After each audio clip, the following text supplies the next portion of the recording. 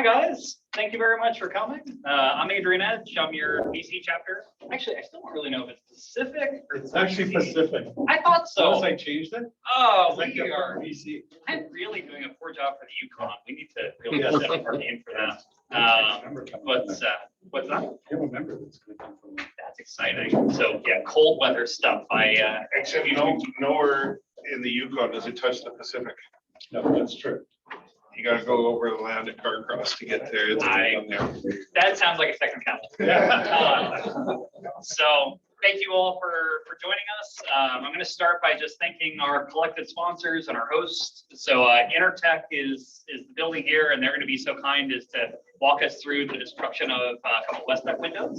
And I say destruction, but really getting to see how the testing behind our windows look like. That many of the people in the industry, like I'd say, I've gotten to see it once, but it's rare to find people that have actually watched the windows go through testing. So thank you very much, Intertech, for having us, and coffee, donuts, all that. Yeah, a couple of things. Washrooms, we could street through that door on the right. That's where it doesn't lock, so you will be able to come back in. Pretty much every other door in this facility is key-coded. So if you go through it, you're going to get trapped on the other side. Don't have someone else. If you want to go outside, then prop the door open for that. Aside from that, I know, yeah, we're doing the tour just around lunchtime. And yeah, we will do a bit of a display. It's not going to be a full NAP test. That's probably a 2 to 3 hour procedure minimum. But we're going to kind of give you an idea of what it looks like installed on the wall, what the wall sort of looks like. We're going to run probably a water test, something like that. So, and then we'll tour the facility. We're going to do it in one big group. So, the one big thing that we want to stress is we don't, outside of this room, there's no photograph, no photography, no videos. Everything here is very confidential to manufacturers and things like that. And when we walk through the group, we're going to try to keep questions. We'll get to them as fast as we can. We have about an hour. So if it's not an urgent question, we can hold, we can answer it, we come back. Awesome. And again, thank you to Sherwin-Williams, who actually has been kind to fund all of these events, that they really stepped up and made sure we had the funding so that this could be free and we could invite the public out. Becca, and then Open, Janella. So I'm just going to run through just a quick run of the agenda today. Terry's going to take over after I do so that we can give a bit of a Fen Canada update. Jason, like we said, we're going to go ahead and do that product tour. I'll have lunch, and then JoMo from Layton Consulting is going to give a bit of a rundown on. Actually, I don't want to ruin his. His is fun. Yeah. So I'll let him speak more to single point problems. And then Doug and Bikram are going to be speaking on SRED. So some of the grants that we've seen through the industry that could actually support windows and doors, so they're going to be able to speak a little bit to what's out there and how that works. And Junie will be here at the end of our day to talk through some code updates. As I said in the last BC chapter meeting, please be kind. I know that it's easy to beat on the building safety and standards branch, but yeah, Junie's great. I'm very grateful that he decided to come chat with us. I think there's a series of good questions we can ask him. But yeah, and so just as a quick update on the BC chapter, so we primarily have been education focused, I'd say for the last couple of years. That a lot of times what we're doing is we've been inviting industry leaders and government officials to come speak to us a bit and to give us a bit of an update on how our industry is changing. We are going to have a bit of a format change in the next couple months, that we're going to actually be splitting our time about 50% education and about 50% participation.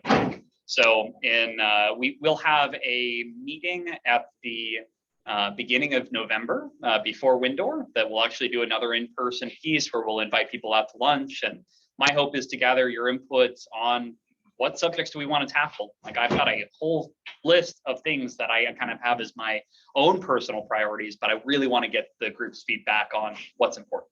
So just as an example, solar heat gain has been kind of this ongoing threatening thing in our industry. And we have beaten that topic to oblivion. We actually have a committee at Fen Canada that we're going to be taking some of Al's information. So Al Ugelis, he presented at the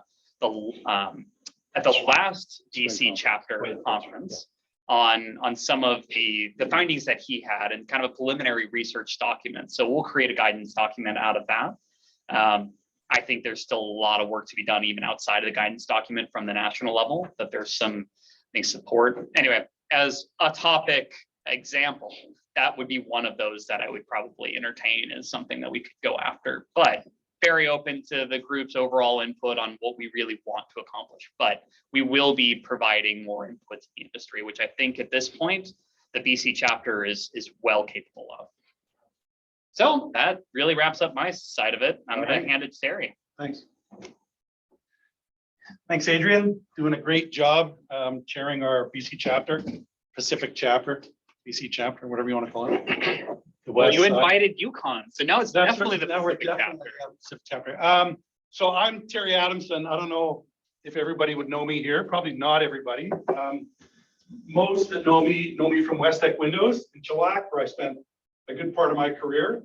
And then prior to that, with the owner of West Tech in some other window companies.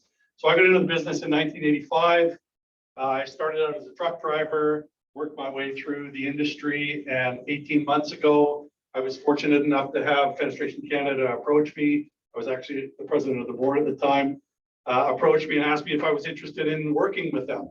So May of 2021, I joined FenCan as their technical director, and I haven't looked back. I absolutely love it. Absolutely love it. It's the best job that I've ever had.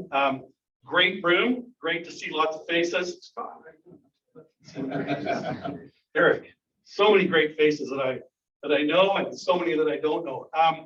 So the BC chapter, Pacific chapter, 4 years ago, we had 4 members, maybe 5 members. I think today we're at about 23. So I think that really shows the development of this side of the country for Fenestration Canada. The Atlantic group has also attracted a number of members. So we're seeing a lot of growth. We've probably added about 35 members in the last couple of years, something like that. And we're poised to make some big moves to increase that membership. And part of, this is part of that activity, is making sure that we're in your face, we're helping you to understand things that are going on in the industry. So welcome, glad that you're here. I'm just going to do a bit of a, if I can get this to work. If it works first. No, I have to click on it, right, to get it going. Yeah. So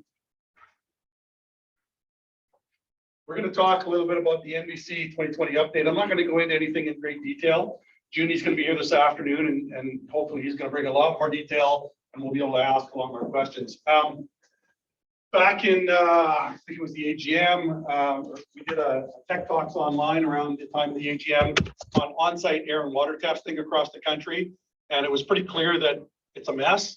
So we've actually launched a task group to look at on-site air and water testing, the current state of it, standards that are used for it, challenges faced by manufacturers that play in that world. And that group is planning to develop a couple of documents that look at the challenges, as well as a document to provide guidance to manufacturers that supply into that world. Also, Al did an NBC 2020 update at the AGM in Charlottetown. And one of the things he talked about was the change to operable guards in the NBC 2020. The language in that change is extremely confusing. So we've convened a small task group to look at that language, provide a document or draft document that provides some clarity to that language, as well as we're planning to draft a code change request for 2025 to clear up what that language says. It's quite confusing. Windor 2022, I'll talk about that a little bit. Online forum, I've got a bit of an amendment to the code, and then the code public review. So 2020, a little bit of kind of going over the same thing a little bit. The code's being harmonized, quote unquote, with the federal government, the provinces. We'll see how well that goes. I'll believe it when I see it. The 12.2 2017 was updated from the 1990 version in the 2020 code. Spandrel glass is back in the code under the M91 12.9. 12.1 M90 wire glass is still referenced in the code. There's a code change request being drafted to get that taken out as safety glazing. Small glass to shower surrounds. So if you do shower surrounds or windows within a shower surround area, there's a change in that code that says shall conform to the Class A safety glazing. Just a point of reference, you might want to talk to whoever's doing your safety glass, make sure that they're doing it to that class and that standard. Fall prevention changes. Most significant change is the openable edge of the window goes from 450 to 900. Pretty significant change. It's about 17 inches to 36 inches. So you're definitely going to want to pay attention to that. There's a task group reviewing operable window code language. Again, I touched on that already. So we're trying to come up with a draft document for Windor to explain that. Energy performance, tiered codes pretty much across the country in the new code, and then the BC step code remains in place, but there will obviously be some changes to that as we go. Not a lot of change in the U-value prescriptive performance requirements. Combustible window frames, there was a group of companies that put together a consolidation that did some testing on products that essentially proved that a lot of different substrates will not be combustible, for lack of a better way of putting it, except for window wall and curtain wall. You can use virtually any product in a combustible building that is non-contiguous. So in theory, you could have vinyl windows with, and there is no value anywhere that I can find in the code references, as long as they don't touch, you could run up the side of a building with vinyl in a combustible building. And then there's no changes to that language in the encapsulated mass timber construction. So there's still requirements for, I think it's meter separation, if I'm not mistaken. And then there's door accessibility changes in part 3. If you play in that world, you're going to want to look into that. So operable guards, I talked about this already. So Al on the code language, task group, I've pretty much gone through all the survey, so I'll save us some time here. So in that language, they reference the ASTM F2090 window opening control device as, and it's really confusing how it's worded. If you read it quickly, it looks like that product is compliant for an egress restricted window. It's technically not if you read it closely. So that's the language we're going to try and clear up. So again, we're working on a code change request for the next one. On-site testing, I talked about that we're working on some documents to try and clear up and provide guidance on on-site product testing. Windor 2022 is in November 9th and 10th in Montreal. Over 100 industry exhibitors, scheduled manufacturers council meeting, as well as the tech services committee meeting. And then I'm working on pulling together education sessions for Windor. We do have Enercan, got a group from Capacity Engineering in Ottawa that is going to be providing a session on the forensics of on-site window failures. Passive House Canada, UL Labs will be doing a session for us. Al's going to be there working on the comfort glazing topic that Adrian mentioned, that we're working on getting a group together to draft some documents addressing that. John Eakes is working with a group at George Brown College doing cavity surround rain screen testing. We're working with him on, he's going to have an update. And then just quickly, something that if you're a member, you may or may not be aware, on our website, there's an online forum for our members to go in and post questions. And it's as simple as that. You can go in and post questions on whatever you like. Technical topics, obviously, are the typical ones that we see. And as soon as those are posted, I'm notified, the office is notified, and then we'll provide an answer for you. I like to point people to this because lots of people don't know about it. There's already a lot of good information in there. So there might be something that you're wondering about already. You can go in and comment on answers and questions, and you can post questions. And of course, like I said, we'll provide answers. So, if you're a member, you need to be a member to access this. I highly recommend that you check it out, get engaged, sign up for it so you'll see any new ones coming in.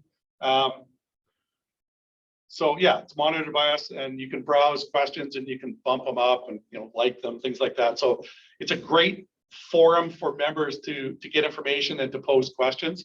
I really recommend that you get on that. So since I'm the last person here, I'll give some credence to that.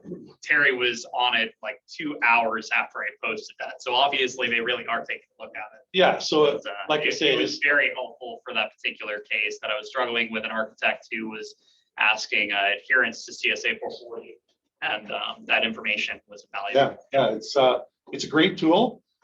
You can follow it as well if you want to. You know, if you don't have enough emails in your inbox, you can follow it, and as soon as something comes up, you'll get notified there's a new question. So it can be pretty interesting, and you might find something that you're not familiar with, or an answer to a question that you might have. So if you need some help, you can reach out to either Lauren or I. So it's simply lauren@fenestrationcanada.ca or terry@fenestrationcanada.ca. I wanted to just mention something I noticed. I got an email the other day. To enhance worker safety, WorkSafe BC has announced a change to their occupational health and safety regulations. August 22nd, to require employers to inform workers about a previous work refusal before reassigning that work to another employee. And obviously our industry is a really dangerous industry. So the reality is, if you have an employee refuse to do something because they deem it to be unsafe, you can't just ask another employee to do that without telling them that that's gone on. So just something to make note of. There's a website you can check out. Video of this presentation today, or of these presentations, will be on our website within about a week. It doesn't take long for them to go up. So if you want to come back and grab the website and check that out, you know, it's a good thing to know that you can't just get somebody else to do something. And then recently, BC Code review public comment period.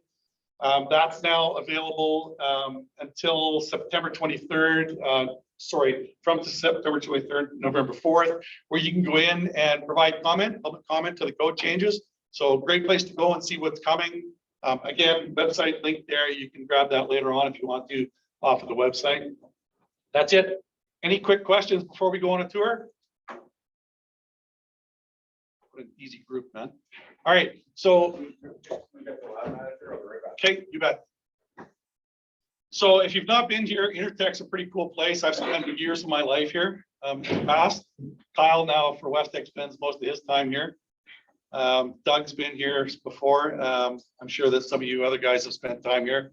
It's lots of fun. It's a great place to hang out for the day and, you know, curse at your product failed and pull your hair out trying to figure out how to pass it. Why did manufacturing do that? Yeah, what do they do? So they're going to take us around. They do a lot of other things other than window and door testing. So they're going to take us through all of their labs. We do need to do it fairly quickly. We've got to be back here for lunch.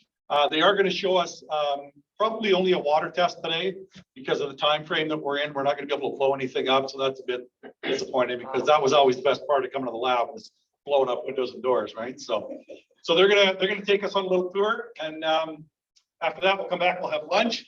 And then we'll get into the education sessions for the day. All right. Great to see everybody here. Nice full room. I love it. Thank you very much. All right, guys. I know that the lunch is going to be cut.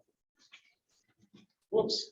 Say continue to eat lunch, do your thing. We're going to try to run through a couple of these education sessions. So we've got to be out by 3. So we've got 3 hours to do this review. So I'm going to start with JoMo and Taylor. They're going to go over energy efficient buildings. And like I said before, I'm pretty excited about the presentation, so I'm not going to spend any unpacking. I'm going to let them go ahead and do it. So all you. Thanks. Hi, everybody. I am JoMo. That's the name I prefer. Those that like me call it, those that don't call me some other while I work, but this is a good one. We had another John in office, one of our PNGs, one of my business partners. So it's a heck of a lot easier just to call JoMo and you get on the phone anyways.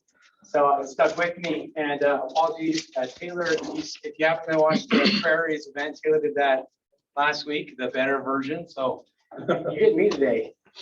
Just to tell you who we are real quick. I know quite a few of you know my dad. I just realized actually on Saturday or on Friday that Saturday was 7 years since my dad suddenly passed away. He caught a flu while he was on vacation. And we're now 28 years in the industry, and just personally want to thank the industry for sticking with us, believing that we could carry on. And I've been working with him since 2011, and it was great to grow up, get glazing in my blood, and now my wife hates it whenever I go anywhere. I'm always like lifting slide windows and checking stuff. So yeah, vacations are no fun for her now. But yeah, we do work in a lot of Canada, especially the Pacific Northwest, obviously, all over the US.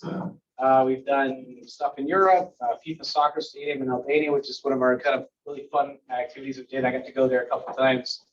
And testing in Malaysia and China and unique things. Had to go down to Antarctica too. So it's been really fun. Most of the lion's share of our work is actually structural for code compliance, stamping of drawings, giving you schedules, dealing with architects, all the fun stuff that comes with. So it's kind of like, well, where does the energy part come in? So yeah, obviously founded as a teenager, and maybe not even a teenager, I was younger, 1994. But in 2009 is when we got our first request of like, hey, I'm hearing this thermal thing. Like, do you guys know anything about it? And we're really good at being really straight and saying, we have no idea. We'll go figure it out. That's kind of our motto, to be pragmatic engineers. And that's led to the first person who did it. I started doing it in 2012. And then just last year, Taylor is our director. So we're a certified simulation lab with NFRC. So we actually work with all the labs if they want to get certification.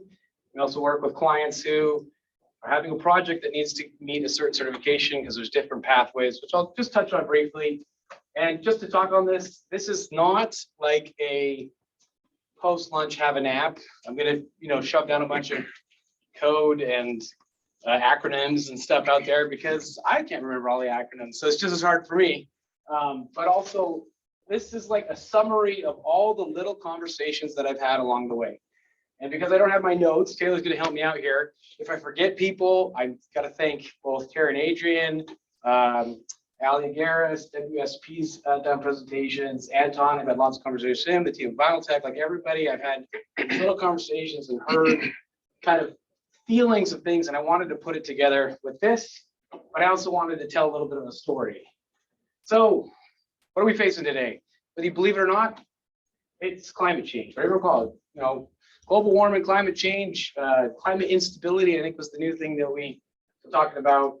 And it's like, okay, yeah, this is going on, and a lot of it's going all over, but I think we've really seen that this is not something we can ignore anymore. My son and I are actually involved in some of the cleanup in this. It was a really unique opportunity we got to do. And so he's 14 this week. And he said to me, he said, Dad, I can't believe that nobody knew that it was a floodplain. I said, they did 80 years ago. And it's like this cyclical thing that we kind of end up happening, whatever it is, we're in some disaster. This is Hurricane Fiona. And just to kick it off with another wonderful thing is not too long ago, the big threat of the world was nuclear threat. It may actually be again, but it was. And when Taylor and I, one of us must have watched Top Gun and we started talking about this. I swear that's what it was. We talked about like what happened as a result after World War II that like had this huge growth and focus on the speed of flight. And it really got us thinking about supersonic planes. And, we could debate whether it prevented World War III, but billions and billions of dollars were invested in developing fast flight. That was the sole metric. It was like, how fast can we get? Whether it was to attack first or be able to get people out first, the president to a bunker, whatever it is. It was the speed of flight was the sole focus. For the Avro Arrow, which actually, you can watch the CPC program. What's the number? Taylor's like 1.4 billion or something. It's 1.1. Hey, you got to keep up here, man. I can't see my notes. Well, I know what it is. If you transfer it to today, because it was like 1957 to 1959, if you transfer it to today, it's over $10 billion ever spent that we never saw an investment in. And technology actually passed it before it could even get done.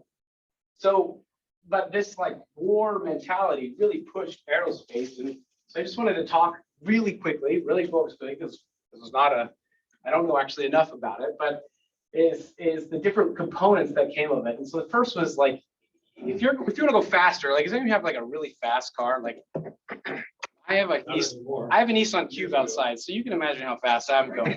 So yeah, I got the little car today. But the first thing, I know my father-in-law is big into cars and trucks and motorcycles. The first thing he tools up when he gets tired of how, whatever it is he's working on the engine. That is like, and it's the same principle I think that happens here is people realize, okay, we want to go faster. We want to be able to fight faster and go. And so there was this, in 1907, I think a Russian scientist, can't remember his name, he developed the first and came up with this kind of working model. But the Germans were the first to actually have an engine in 1939. And then near the end of the war, too far, they created the Messerschmitt, what was the 262. And it was this, I'll get a picture later. It's a plane that has 2 jet engines on it. And although, you know, those planes, they didn't win the war, resources were really hard to get, and it went really fast, but the maneuverability really suffered. The actual kind of idea of the engine really hasn't changed all that much since then. Sure, wall thicknesses of metals and different coatings and different fuel injections have changed, but it's really compressed air that is then has at the compression point is added with an accelerant or a fuel source. It's lit, and that expulsion of air is what is providing you thrust. So it's kind of, even no matter what your engine is, it's the same, but I think it's, yeah, combustion expansion. There we go. It really, it's got, as you have, so the turbofan is kind of like that first engine. That's what we basically fly in for commercial planes.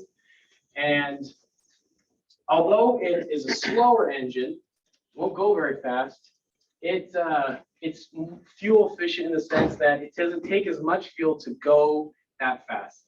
And you would think like, well, if I just add more fuel, I'll have like this linear line, and then I can kind of keep above where you know, this kind of like more fuel, a better engine, it'll be really linear, it'll be really clear that we're making a better engine. But the problem is it doesn't do that. It actually slopes down, and so your efficiency gets worse and worse the faster and faster you get. So really, the engine can only do so much.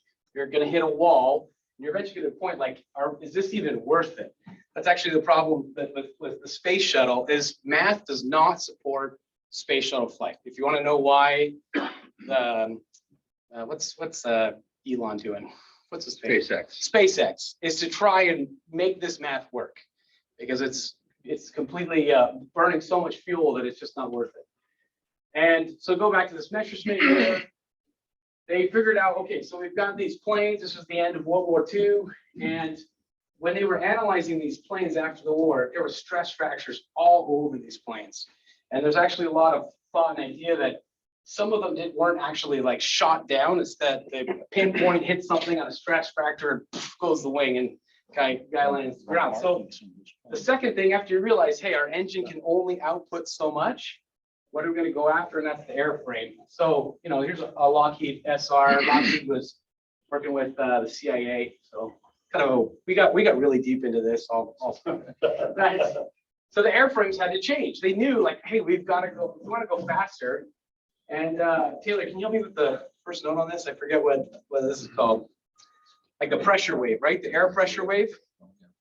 Yeah, so the pressure wave cone, as you've seen, and you've probably seen like really cool, like the old movies where you could see like is it the Healy or whatever, the engine or this one, I'm right in front of it. There we are. It could bring its wings back. So if it wanted to go supersonic, it had to pull that angle back. Otherwise it'd be damaged. This may look like vinyl that's cut and then being folded. That's what I first thought it was when Taylor showed it to me, but this is actually showing the different pressure waves that come from that. And without that, there's no hope that they can even break supersonic. So there's other issues with the airframe is that stability was a big problem. When you got to supersonic, as you approached it, like it reacted differently. And then as you broke through it, like aerodynamic rules were totally different.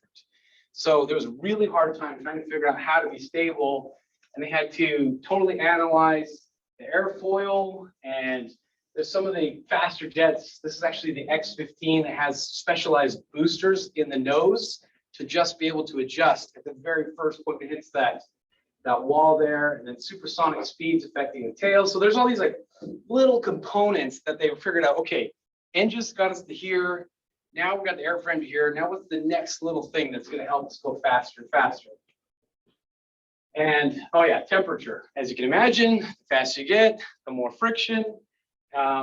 This is like specialized coatings we're on some of these things. I think this is like a specialized titanium alloy with corrugated to allow for both expansion and to give it structural rigidity. So like crazy amount of engineering, a little bit of trial and error. I mean, this is great media and intertech. There's definitely some trial and error that's going on here to kind of get to where those high speeds are.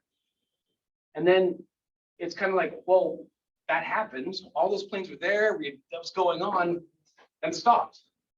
And that idea of it stopping kind of made Taylor and I think of like, what does that mean for our current work against climate change? And like, why would we talk about supersonic jets for 5-10 minutes? And putting it down to fenestration, we thought about the comparison between the engine and the airframe, and then where has it gone from there? What changed after when war was kind of less of a worry? Well, like I said. And so it's funny how you had that like slope, that like loss of return as you were doing the engines, and the more and more better your engine was getting, the more it wasn't making sense. You're using up so much energy. And it's the same that we've seen with insulated glazing units. So like we know single glazing is terrible. My grandma has like one part of her like little condo in West Van. I don't know why, but it's single glazed. And every time the wind comes, it's like it's like spinning in the thing. I'm like, why do you live here? Stop. Get your landlord's like, it's fine. So, but single glaze is terrible. There's tons and tons of research, which I'll get to in a bit, that just says like just going to double glaze is so much better. But there is this like gradual bend out where it's like, is this really what we want to do? Is this really pushing us any more forward? And maybe vacuum glazing is going to be the amazing thing that we'll find out it's so great, but I don't know right now. And what we have, the data and the research we've done and the amount of thermal we've done, it's tough sometimes when you can get a really good double glaze that can perform as good as, if not better, kind of some standard triple glaze. And the instinct sometimes I will preface, if my frustrations with any energy modelers or architects comes out, I just know that I'm very defensive of our industry. So is the attitude like, I don't care, I just want triple glaze. It's like, but why? What are you really working towards? And I think the thing I like about comparing to the engine is engines can only do so much. This is like pure math. The same thing. This is using the NFRC program window, and we just made up a whole bunch of windows. We started with some singles, doubles, and triples, and you can see like even from a single clear to a single with an I-89 on it, that's a big jump. And then to a double glaze, you're almost half. And yes, we're like improving, but your improvements get smaller and smaller and smaller. The other thing to point out is that the correlation, and I'll maybe get back to this a little later, but that your U value and your solar heat gain are connected. There are some claims and some possibilities of having some offsets, but it is not a seesaw thing that we can play with. There are restrictions on, because these are so tied. When your U value goes down, your solar heat gain will go down as well. Maybe I'll get into it later, but I'm getting requests often on very custom homes, very large homes. They want a huge glass, and like, I want all the free energy I can get, but don't go above a 0.9. And I'm like, well, that's not going to happen. Yeah. So yeah, the frame. It's like, okay, what little things can we tweak? And I think sometimes when we have new people to the industry, I don't think I'm like earth shattering. Probably most of you are like, yeah, I know. But when new people come to the industry, they're like, okay, I get it. Like you single, and then you go double, and then you go triple, and this one's better. But the thing is it's not like, this is just kind of linear. I just made it wider. And like, sure, maybe some wood windows are just a little bit wider, but oftentimes when we're going to triple, we have way more things to consider. Like just the sheer weight of glass. And maybe we need reinforcement because of how we're constructing this, because we don't want this profile to be just massive, and architects like the slim look. Utilizing composites, insulating voids, like where your voids line up and compared to just what the single used to be.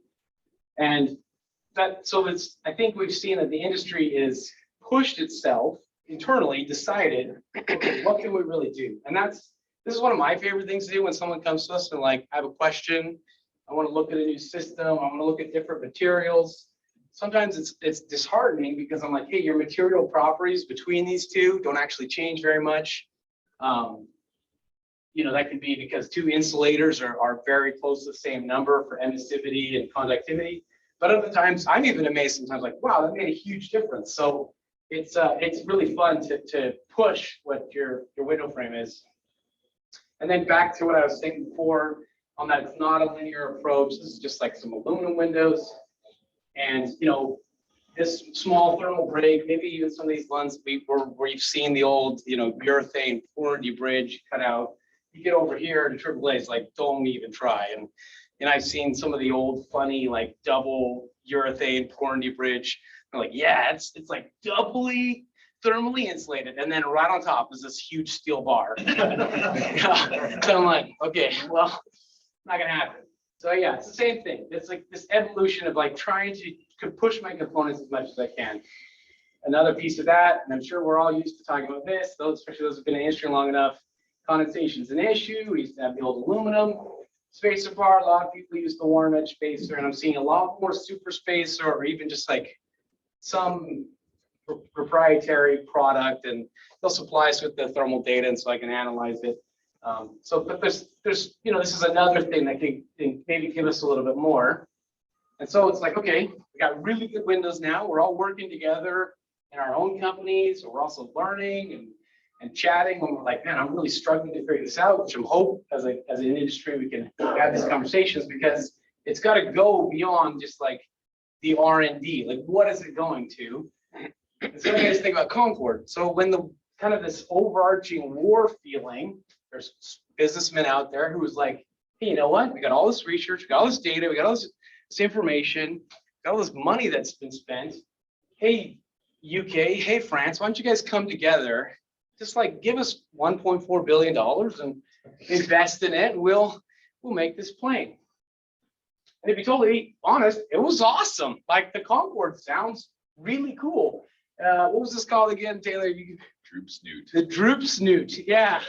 So the Concorde used to land like just because of the delta wing shape to slow itself down, had to go like this. Well, if it was a regular nose, they couldn't even see the runway. So they had to design all these little components.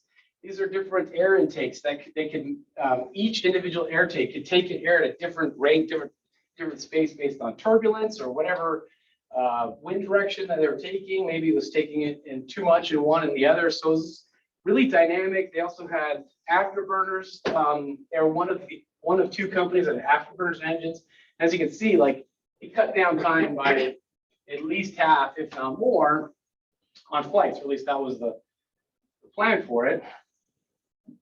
And so for Taylor and I know I've talked with lots of you, it's like, okay, I got a great window, I got a great glass, I got a great frame. Now where's my struggle? Where's my pain point? Where's the business side of me that can really kind of dig in there?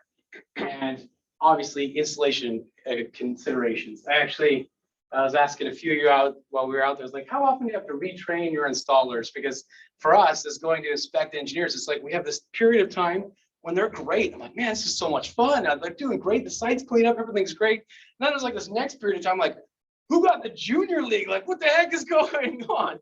You know, so, but what this is this takes into that holistic view that I think code is really pushing to, where it's saying, hey, I think it's great you have a great window, and here's kind of a standard window assembly, but like your wall assembly isn't performing very well. So even if you have a great window, it's actually kind of hurting you. And then here's a really good wall assembly with lots of insulation and everything. But because of where the window is located, the isothermic lines are not lining up with your IGU. Where it's going to be the most straight. And so you're having this exterior delta that's really a ruined spot where you're going to have all this terrible performing concentration of where your windows is compared to the wall right next to it. And here's kind of an example of it where you want to have those isothermic lines. It really helps to separate the exterior and interior temperature. So it's like this unique way that we're trying to to look at windows. I'm seeing this happen. I'm grateful our industry is doing this, but I also have some concerns. And it goes back to that Concord thing. It was a commercial failure. It did not make money. There was, I think, British Airways made some money, but the disparity between what they forecasted and what they had was so big that they decided they weren't going to do it. And then Air France in 2000 had a crash right as it was taking off from Paris, and it killed everyone on board. And they recycled the whole program in 2003. It also was not energy efficient at all, so it burned 4 times more per hour than a commercial jet. So sure, you can get there faster, but was it worth the expense of what we were doing? Also, sonic booms were made illegal before this even started flying. So the US had done so many, they were making their supersonic program, getting it going and going, that by the time the public was so tired of all the sonic booms, are like, if this ever happens over us in like Nevada, we're just gonna shoot them out of the sky. So that really killed it. The other problem is it didn't fit many people, it was expensive, and there's more reports of it flying with less than half filled capacity because they refused to lower the price because it wasn't commercially viable. Those just hung themselves. And I don't want to put any disrespect to either of these things. Real people died, but this is it's a tower in London, the London Tower. I think it's 2018 or 2017. 2017. What is it called? Grenfell. Tower. So this is a tower in London. I think many of you probably know about this, where it was a faulty fridge, had electrical short that started the fire. But what exacerbated it is they had just had a renovation. In the name of energy efficiency, they had brought in new cladding, new insulation, and new windows. And they determined that the cladding was installed incorrectly, the windows had too many air gaps, and the insulation was completely and utterly flammable and inappropriate for the use of this building. So they were so focused on getting a number on a piece of paper that they forgot about what they were working for, and 72 people died as a result. So where do we go? Well, probably all of you who are here know this. I'm not trying to belittle anybody, but I do know that I meet with a lot of companies. I do a lot of internal training, and I just say, I just want to make sure that everyone knows what a U factor is, because it's really important, because everyone else is telling you, give me this number, give me this number. And if you're like, okay, that's the number they want, and then you come to me or you come to another energy modeler or the estimator, just like, well, that's what they want. I got to do that. That's what it's got to be. It's like, but why? Like, what are you doing? And most often, when I first started, was guilty of this. I thought of low E coatings and glass and IGU as like a filter. So like I have just a single glaze, and then I add another piece of glass. It gets better. Maybe I put a air gas in there, and then a low E coating, and it just gets better and better and better. But as I showed before, it's not necessarily linear, and you can have really good double performing over your mediocre or your regular kind of triple, and it's not always the most appropriate, right? You're going to have most likely a higher solar heat gain with a double, and it may not be in the right orientation where you want it. So just focusing on a single metric, just as they did with the supersonic jet, is actually kind of dangerous, especially if you don't know why you're doing it. It's the same thing with like the BC ferries. I was telling Taylor, I watched this video, and it's like the Fast Cat. You guys remember those $500 million? We watched a video, and it was the BC ferries was like, this is our 10-year plan. We're gonna make it faster. We're gonna get people there. People are frustrated. Don't worry, we've got it. This is gonna be great. And then the follow-up video was like the new president of BC ferries, and he's like, you know what the problem was? It wasn't manufacturing. It wasn't the boat design. It was that it's too fast. I'm like, so let me get this straight. The thing you were set to solve was the problem that you had. And that's where we can get if we do not understand this thing. Now, I've read this NFRC definition, and I've heard it on tons of videos. But really, I just like to tell people, when you think about low E coatings, think of it as wanting to retain the heat energy in your home. And the lower the number is, the slower you're losing it. It's like rate per amount of time per area. So BTUs is joules per second, watts per meters Kelvin, or meters squared Kelvin. It's, an amount of time is an essential part of this. And so The lower your number, the slower or the more you're retaining that heat energy. So yeah, it's not a hard thing to understand, but it is something that if we just accept the face value of what we're supposed to get, we're going to lose why we're actually doing it. And I think that this is what I come against more often than not is when I am meeting with energy modelers or architects, energy auditors, or even building inspectors, they don't understand how much goes into a U value. In their mind, they're kind of like, oh yeah, U value is just the inverse of an R value. And we can make this calculation where we say, okay, a 1.8 is an R3, a 1.4 is an R4. Just in their mind, it's very like, oh yeah, just like here's my wall. It's an R, I think Vancouver wants an R22 now for a wall, and the ceiling is an R48 or attic space. Like, oh yeah, it's just all the same. But some of these products are very homogeneous. It's insulation, it's stacked, and it's just kind of an Excel spreadsheet calculation, whereas windows aren't like that at all. I won't go deep into this, most of you know, but my IGU has a U value, my frame has a U value. This is going to be generally lower, and then generally it's the first 2.5 inches right here, where it's like this mix of the lower performing frame and higher performing, lower valued center of glass and higher valued frame mixed here in that 2.5 inches. And here, it's directly related to the amount or the ratio size of your glass. So for standardized sizes for CSA and FRC, the stuff you see labels on, they're all set to a standard size. That helps people compare apples to apples. It's what the city inspectors are looking for. If you're going to do a prescriptive path, if you're going to say, hey, everything meets whatever your threshold number is. But there's also the ability to do your actual size install. We'll do a lot of those where they want a U value for the whole assembly, or they want a U value, especially for like towers. I said we got a commercial portion and a residential and spandrel. Like we want to kind of get all this to one number, which I appreciate, trying to get it to like an R value equivalent. But they need to know that it's not like a quick swap out, not homogeneous. There's a lot of information that goes in. And here's just to further that point, like a big long calculation, that's for one window. So, I mean, I don't know how many of you are like only putting in picture windows. Like you got casements, and awnings, and sliding doors, and swing doors. When all that gets together, it's got to go to one number. No wonder they're just like thinking like, I don't care, give me a 0.94. I don't like, just give me that.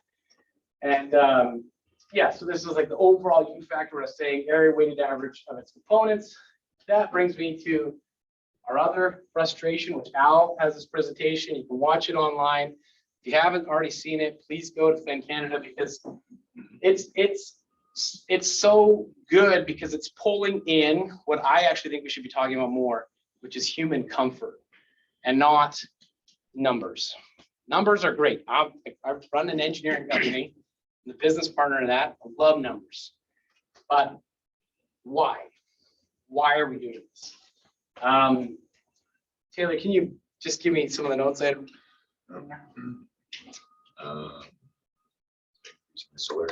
Oh yeah. Well, you might have to jump in for me, but kind of this idea that solar heat gain is great because it gives us free energy. I'm sure we've all heard that. Some carryover of some of the passive house design stuff. Problem is, solar heat gain and U factors are related. So we have projects where they're still saying, I specify this, I want the threshold number of this, but then I want a 0.55 solar heat gain. Oh, and by the way, I overlook the water in West Bend. So it's fine, don't worry about it. But yeah, what happens to shoulder seasons? What about interior shading? We've been called in before when you have blinds that are halfway down and the glass is exploded on the inside because you've got this huge heat trap here, and then right underneath the window they've got their AC pumping like crazy. So like any small, microscopic cut in glass, it's gonna go at some point. And as Taylor's pointing out here too, the orientation matters. So where your home's faced, and this is a challenge because it's per project. It's so much easier to say, just give me this one number for solar heat gain and this one number for U value. They're the primary indicators of energy efficiency, because it means we're probably going to have to do more work per project. I will say that the expectation from architects, building officials that I've talked to is more technical information from the window suppliers. I'm more than happy to come. I hope I have people who are smarter than me at this. And I come to these things like, oh, I've heard that, John, like get more details. I'm like, hey, you go ahead. I'm tired. I'm done with this. But this stuff is something that the estimators, the staff, the president, the people selling, the people talking to the customers need to understand, or we're just going to keep fighting this wall of being told what to do. So this was yesterday. Yeah, goes back to what I was saying. So my family and I, we went out to West Van, and this beautiful view. And then I look over at the building, and I think there's like 3 units who like didn't have their blinds up. So I can just imagine what they're loving.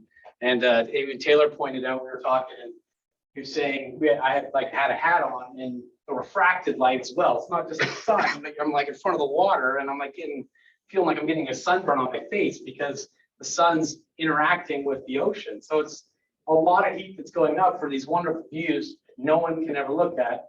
And I've gone into homes where from May to August or September, they don't want to go in the room. And it's a beautiful home, big glass box looking over water, and they're like, who can we sue? I'm like, guess what?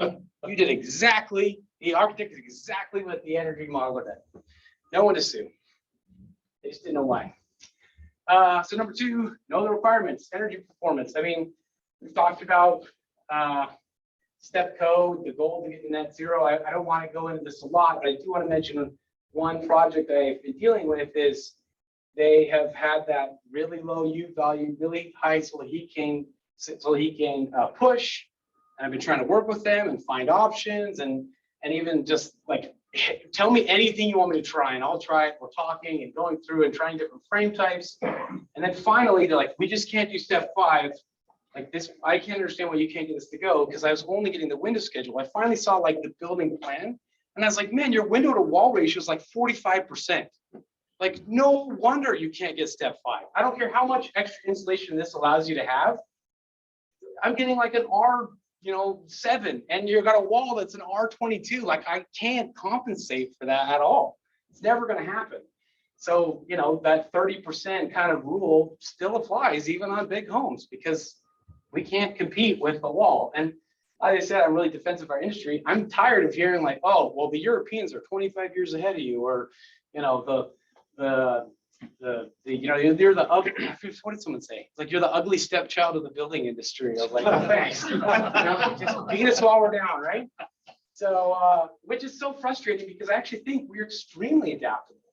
Like our industry, like, could you imagine concrete just being told over and over again, like, you stink, do better, you stink. Like, how could you not figure this out? The guys over there do it great. It's like, holy cow, like, I don't know what you want from us, but we're jumping through every hoop you keep putting in, but why? And Taylor, you, which is this again? It's the NBC 2020. Yeah, that's always screwing me up. The NBC 2022. So NBC 2022 has been adopted by Ontario. 2020. Sorry, it's 2020. Okay, thank you. Been adopted by Ontario, and it's already started. It's funny that they've said, oh, we want to do the energy performance tier 3, and then it's like reserved. So we've heard two camps here. One is saying they haven't actually decided yet what they want, or they're just going to force performance path. You're not going to have prescriptive, like, we don't actually care what the label says. We want to know what the actual building does, going back to doing every project. And I think, yeah, so maximum U values over here. Taylor was obviously presenting in the prairies, and he said, it was interesting to say that, like, Calgary is a lot harder, and yet Vancouver's like the spot that we're really pushing ourselves to death. And from one of the things that we had done earlier when we were in PEI at the spring conference, we kind of brought up this question, like, well, what U factor am I supposed to achieve? Because if I'm supposed to just, if the city says, I want 1.22, that's what it wants. The building inspector's looking for those labels, they're looking for those stickers. The person who's buying it from you hears, well, this is, I know what Vancouver wants, the architect. One of the challenges is that Terry, you had said earlier, the provincial code is going to adopt to the national code. And I think that's a dream we've all had for 25 years, and that doesn't make me very old. But this is the idea that all the provinces are kind of in their own place. To be honest, I wish we lived in New Brunswick and we still kind of sell whatever we want, but BC's really pushing aggressively, and you can look at that as frustrating and angry, which at times I think we all have been, but it also means that we're leading the pack. Like, not only leading the pack in Canada, we're leading the pack in the United States as well. When I go down to projects, I was down in Utah recently, and I was talking to an engineering team that we've worked with down there who have no experience in glass. We were driving around and it was like clear on clear glass on all these brand new towers. And then he said to me, you know what the problem we have here is overheating. Really? Wow. Yeah. And then he said, they put the Apple store in Nevada and they brought these guys from Europe and they like freaked out on the design. That wasn't their project. They were talking about another firm because they're like, what are you doing? All this overheating. And like I said, the guys in Nevada were like, it's fine. We'll just pump AC. So it's just this conversation that's not happening in parts of the world that it should be happening. So I actually take a lot of pride in the fact that we're adapting this, that we want to be on top of it, even if it means it's a little more difficult. Now, there are frustrations with the compliance path. I know, Terry, you had mentioned to me there's some problems with MURBs, right? Multi-unit residential buildings. I've had some pretty interesting emails. I've been included on some conversations. I've gone and hung out and had lunch with the city of Vancouver. They're pretty tight-lipped until you like get them tacos and a beer or two in them, and they listen up here. But both in the NECB and BC, I'm so bad at that. Thank you. It clearly states that there are prescriptive path, where's the labels, and you have trade-off methods, which is something that we do for a lot of clients, more with large, I'll admit, but everything from, hey, my windows don't have labels, or my windows have expired. You know, I had them done with NFRC or whatever, and it's been 5 years, and they're telling me I need a new one, but I've already sold this project, partially because everything's been delayed. Like, I'm 2 years later than I should have been on this. Or 95% of all my stuff passes, but I got one door that I can't get to below this threshold number. It's the same thing. There is allowances that even in BBBL there is. However, what I'm seeing is this note that's like, we want you to follow the BCBC guideline, BC Building Code. Guess energy modeling guideline. There is no energy modeling guideline in the BCBC.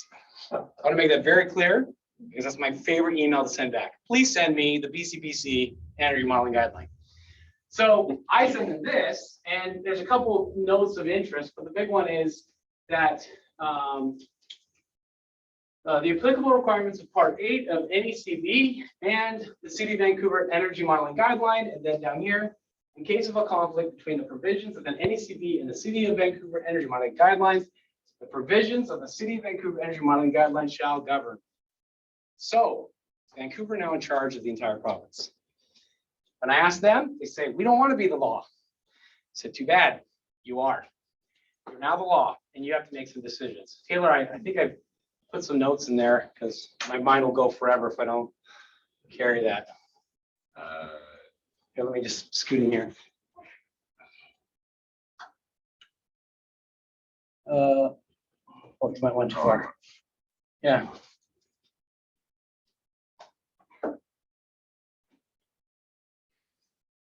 Oh, yes. So I said, well, I asked this question to him. Was the intent for everyone to follow the COV, City of Vancouver Energy Modeling Guideline within all of BC? Because that's what it sounds like in BC.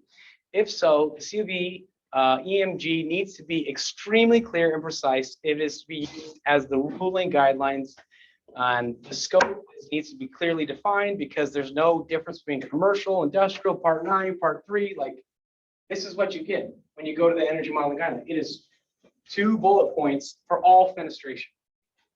And there's no clarity if it's saying like, well, we have to have it. It's like, we want the thermal transmission for fenestration shall be based on the actual area of the windows and not the standard NFRC 100 size for the applicable product type.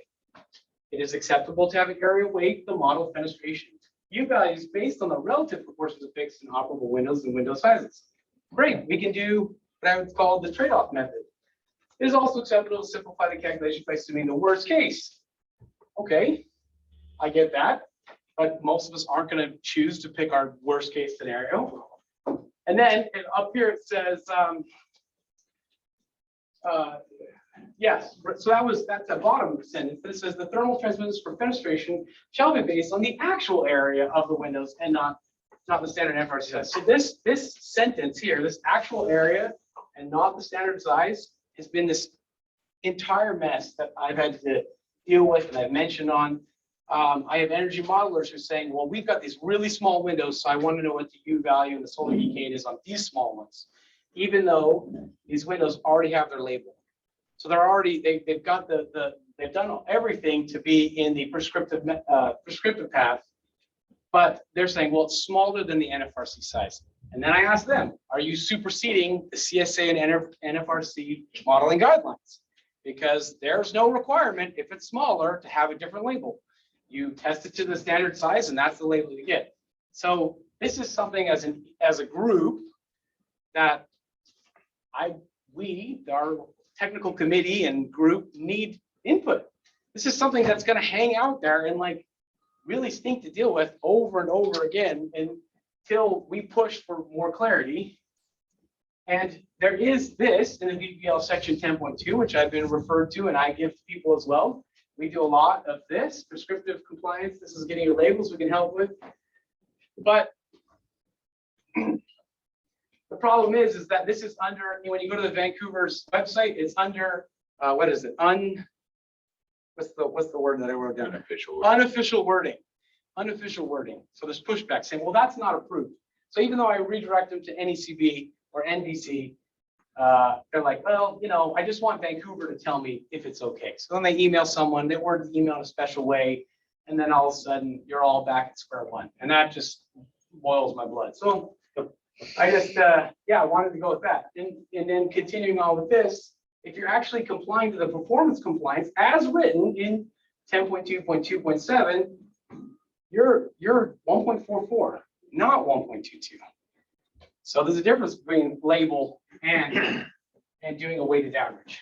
So it's an interesting frustration that I'm sharing, and I want to clarify for our industry, because I think it gives us that more power, not only to help our own area here in BC, but across Canada and in the US.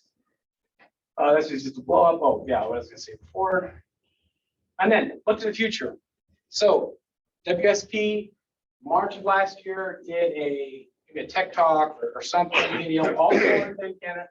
Fantastic. Really explains embodied carbonite. I don't want to go in deep partially because they are just way smarter than me than I'll ever be.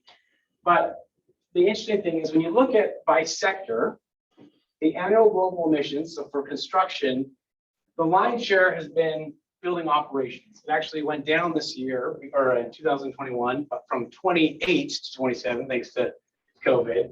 But this has always been the part where we've kind of focused, like once we put the windows in, once we put the insulation in, once we put the roof on, don't kind of worry about the energy that it takes to heat this, cool this. But it's here, the materials and the other construction that goes into it, that is going to be focused more and more. And there are in Europe, this is now a big buzzword. Part of your labeling for windows is starting to be, what's your body cost of putting all this together?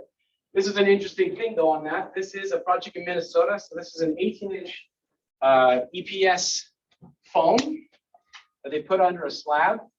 And they did a calculation after to say, okay, like this made great. They're going for passive house.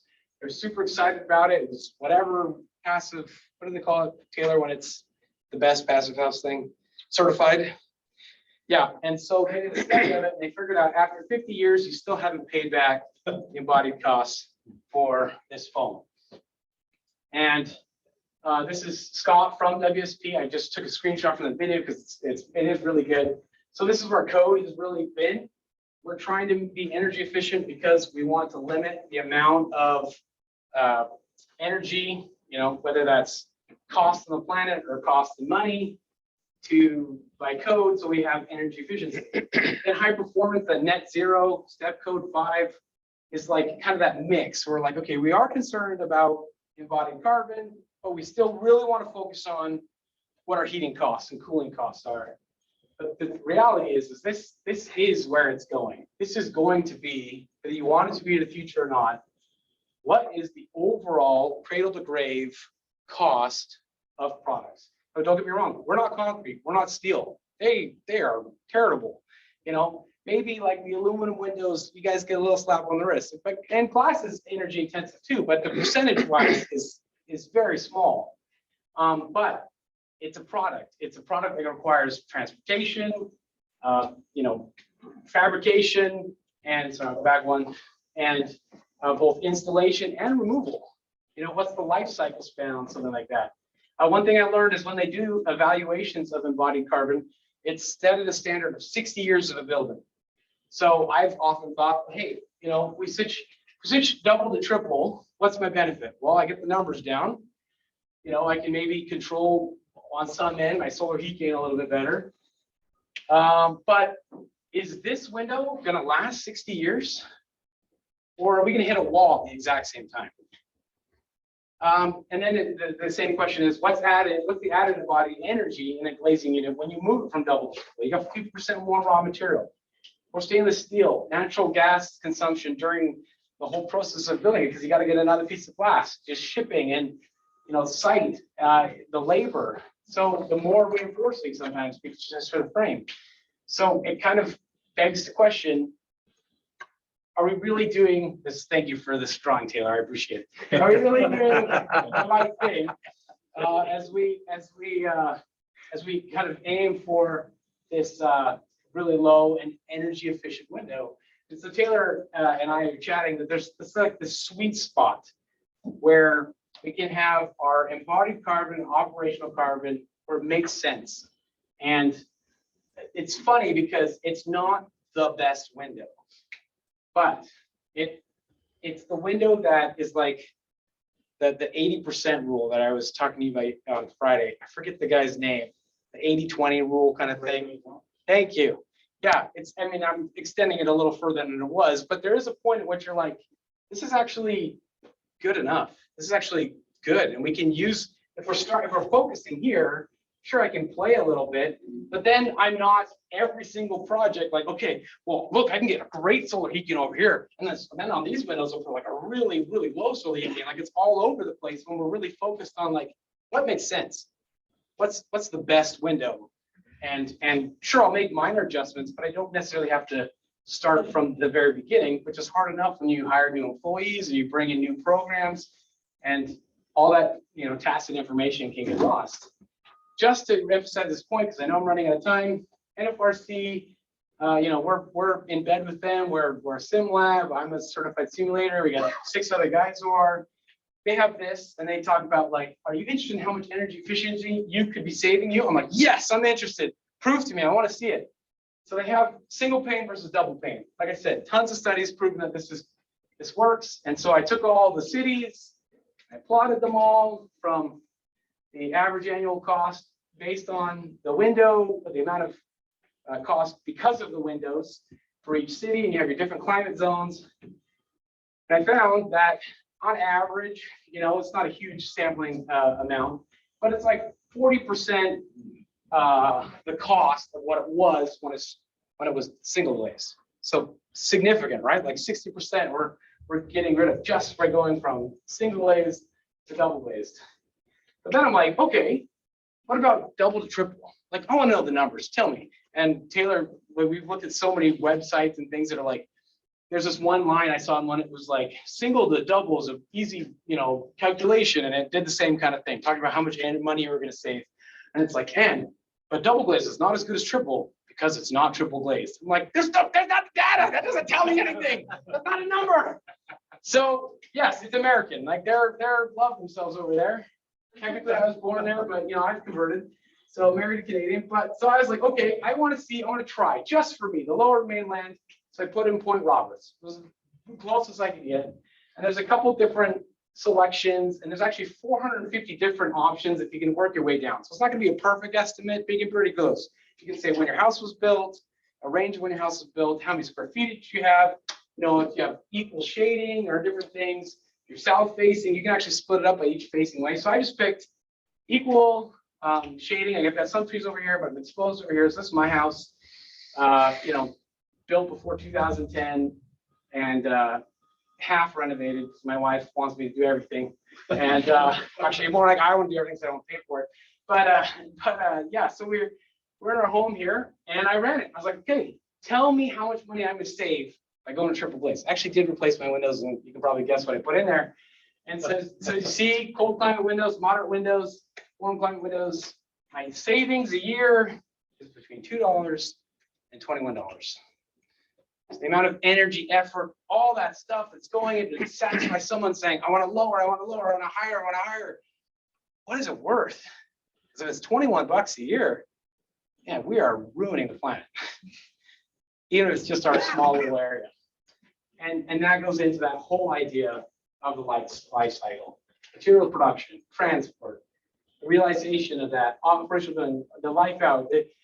I'm seeing more and more windows where there's focus that's coming off from like the European design where they're like, I want to bury the whole frame in the building. I actually we did one in Yakima. I just did the site visit in the summer here.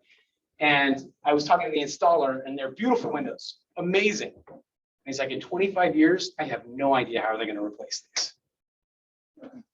So here's one last thing. What was the study? Can you just tell me the group? Internal Journal of Environmental Science. Is that it? Sure. National Institute of. Thank you. National Institute of Applied Science did a study, and it was very simple, but it's actually really good. I should actually get the link out. But they just wanted to compare triple and double glazed windows, and they showed the offsets of where it is. And so you think like, well, how much different can it possibly be? You know, it's $21 at most, you know, $2, can't be that different. And what was so surprising is just that one change in the dots, because the frame was the same, essentially, it was just a little bit wider. I think it was a wood frame they based it on, was a 30% more usage of carbon in the life cycle of that. So that's significant for one extra piece of glass. And if you want to not care about the environment, just fine. Taylor presented in Calgary, where they're like, turn up the furnace, man, let's get this oil burn. But if from a pure business point of view, it still comes down to this, like, my capital investment, what's my cost, what's my optimal budget? Like, if we can't sell the inspectors, the code writers, and all these people on, hey, we want to do a smart job. We want to make sure that we're taking everything into account. Maybe we can sell it on, like, we want to do an efficient business job. This is where I like to play. This is my favorite, you know, being a business guy. It's pragmatic. It makes sense. And I think it actually will make sense for the people who are actually buying your product. So may not everybody love it who's specifying all these great things and initiatives, but when the people are actually buying your product, they're like, I want this done smartly, then I think we can get some movement big time. So the real focus of this is one size doesn't fit all. Like, it depends on orientation, it depends on the life cycle plan, the wall assembly. I mean, there's a whole list of things, the serviceability, the window to wall ratio. Yeah, thank you, Taylor. So there's a whole myriad of things, and that goes back to the beginning, is the focus of what are we doing, and then knowing the basics and being technically savvy. Taylor and I are more than happy to come in and spend as much time, whether in office or on Zoom, to help take, I don't know if we spelled that right. It's holistic. Yeah, just imagine there's no W there.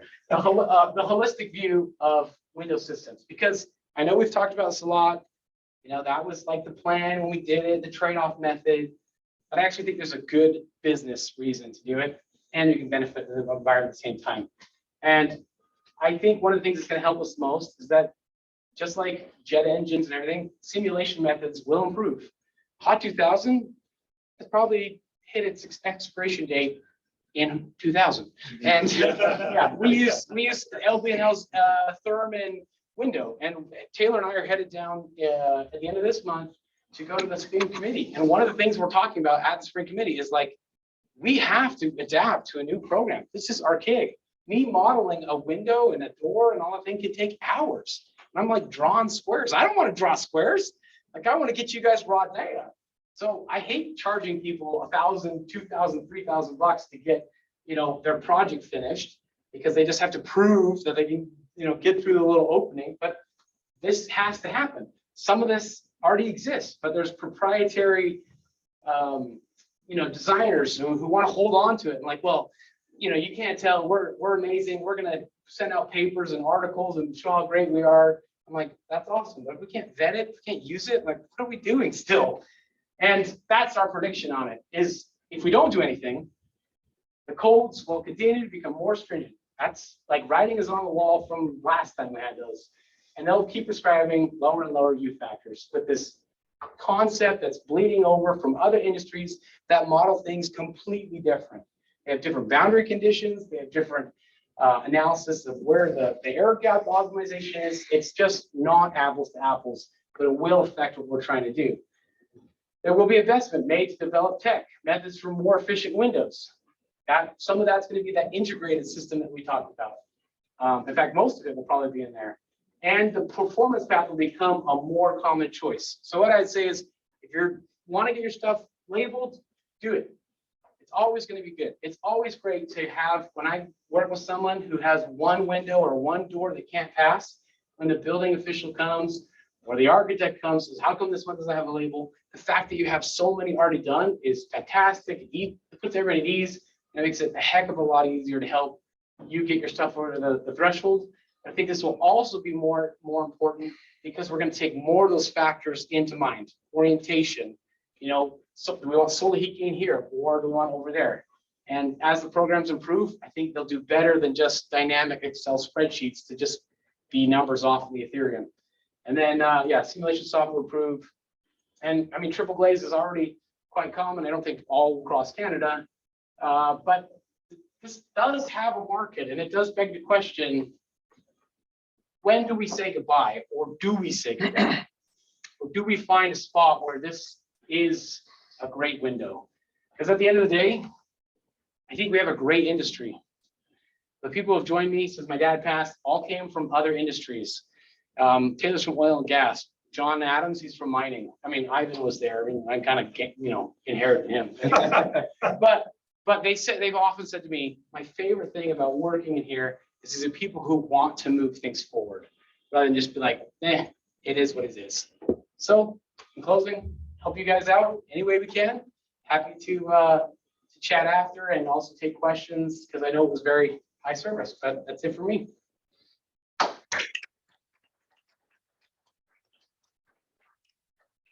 We got questions for JoMo on it? I got one. Yeah. So the graph that Taylor was so eloquently put together, it was really nice, but I know. beautiful. That little point where they cross, where is that? That's probably not Vancouver, or is it Winnipeg, or is it Whitehorse, or is it San Francisco, or the performance of that high performance window and where those lines cross? And that's the thing. It's different. It's different, and it's different because it matters how much data goes into making that decision. So if it's a single data point, which we have right currently, I would say with U value, we're just like, oh, our U factor. U factor is what tells us it's energy efficient. Well, it's the same problem with, like, we want fast planes. Like, you ignore all these other factors that are playing a role. So what it needs to be is, in my mind, is like, where is this project? And then we build out from there. What's the orientation? What's appropriate for how the building situates, the room size, and then it's kind of like, it's funny, because it's going away from someone's coming to buy a window package, get it in, get it out, and we'll pass it to like Layton or RDH or anybody else who's going to work on it, and also get told by the energy modeler what it has to be, and shifting into, hey, this is the package that we've presented to the client. This is what we want to propose. This is what we want to do. This is how it's going to benefit. So it's a little, I don't want to say it's a little onus on you, but no one's going to create the path for you. It's something that we have to intentionally decide to do. And yeah, it's the best part about it is we're BC, where we actually have a lot of cloud. So part two of that scenario is, that triple glazed window in Vancouver its payback on energy savings is going to be significantly longer than it will be in Winnipeg. Absolutely. And what about its embodied carbon? Yeah. Is that high performance window the right choice for Vancouver? Totally. And nobody seems to have that answer at this point. No. So I mean, really what I can hear in that conversation is if the onus is going back to the window and door industry to simply remap the energy. But And we've kind of had this conversation to ad nauseam that we are the only ones that care about this to this Yeah. depth. Everyone else in the industry, when you push up against the energy consultants, they don't want to touch this. They're not interested in having the depth of conversation necessary Yeah. to apply an appropriate solution for these bills. Yeah. Murray? Yeah, just observations, because we've played around, I've played around with my wife's money and built one of these net zero houses. And, we sat down early and did the IDP, and that's me asking my wife what she wanted out of this place. And we had to respond to that, but then part of that, we ran into a lot of really keen observations that happen at step 5 net zero that we weren't worried about at 1, 2, 3. Yeah. At 0 and 10 and 20%. And we're walking into this, if you haven't got it, here's your homework for September 23rd till November 4th. Yeah. There's your part 9 changes, right? Which I have to lecture this weekend. Here's the observation we're having. At net zero, the savings on capital costs in construction, which is actually driving the industry because they don't share in savings of reduced energy consumption in a home as a building. You don't get any money for that. It's not like any homeowner's written a check after 20 years and gone, man, I paid nothing for energy. Here's a bonus check, right? So, what's driving our industry is still going to be driven, at least to a certain extent, by the capital cost of construction. Yeah. And when we start looking at net zero, this really interesting thing started happening to us. The savings were in the margins. And why dig a hole and put a foundation in the ground if FSR isn't your problem, which is 85% of geographic British Columbia? Yeah. We built it on stilts and did $17,000 worth of screw piles, just insulated the underside. Now we're not exposed to radon gas, we're out of a floodplain. And it made simplified construction, and we saved about $75,000 in capital costs on construction, which went a long way to get to net zero, went all the way to net zero to get our insulation up, and our perfect wall technology, and our cathedralized roof assembled with inverted. But the really important part in here that I didn't hear you throw into, and I kind of like comments on, is we also realize that we're heading, like it or hate it right now, straight into heat pump technologies. The heat pump technology with a reversing valve and COPs of 3.5 and greater with no need for supplemental heat at a net zero performance. We're designed at -30 to a +40 in the summer where we built this place. It's like the worst 70-degree switch you could have. We're chasing, when we put it all together, the cooling load on that house, not the heating load. Because at net zero, the heating load is so easy. We argue you can heat it with a bit lighter, and we proved it because we insulated it with no mechanical system, 2,200 square feet. We had a crew of 6 sleeping inside that thing, and they took, when it was -5 outside, the interior temperature of that house went from 21 to 25 degrees in 3 hours, and they had to open the windows. So just basal heat off of people. So now here's my point, long rambling session. There are things that aren't even being considered right now. And we had to work into that design. As a heat pump, you get your heating and cooling performance delivered in one unit.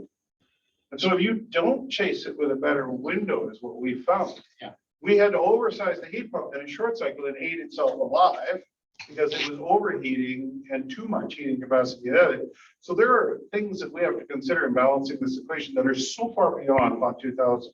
Yeah. And with respect, so far beyond your average energy advisor. And honestly. Really? Let's not go there. I know I said what was said, right? You preface it with that, right? Yeah. And dig into here and see what you're gonna do. It's just running some numbers, prescriptively. Our base home now in the province of British Columbia, it describes a step 3 home prescriptively with trade-offs. Yeah. How close is it coming? How much overshot are you getting in there? Is it considering this fine balance of balancing your cooling load? We got another unique problem with Cathedral Park. There's a mountain range in the winter. It doesn't matter how much I want my solar heat gain to help me. I'm not doing a damn thing. Yeah. But in the summer, I'm just totally penalized because it's self-facing. all summer long. So again, my actual cooling load became what I had to chase, and I could justify triple glaze 366 Yes. family, high performance windows, because everything else came in balance then.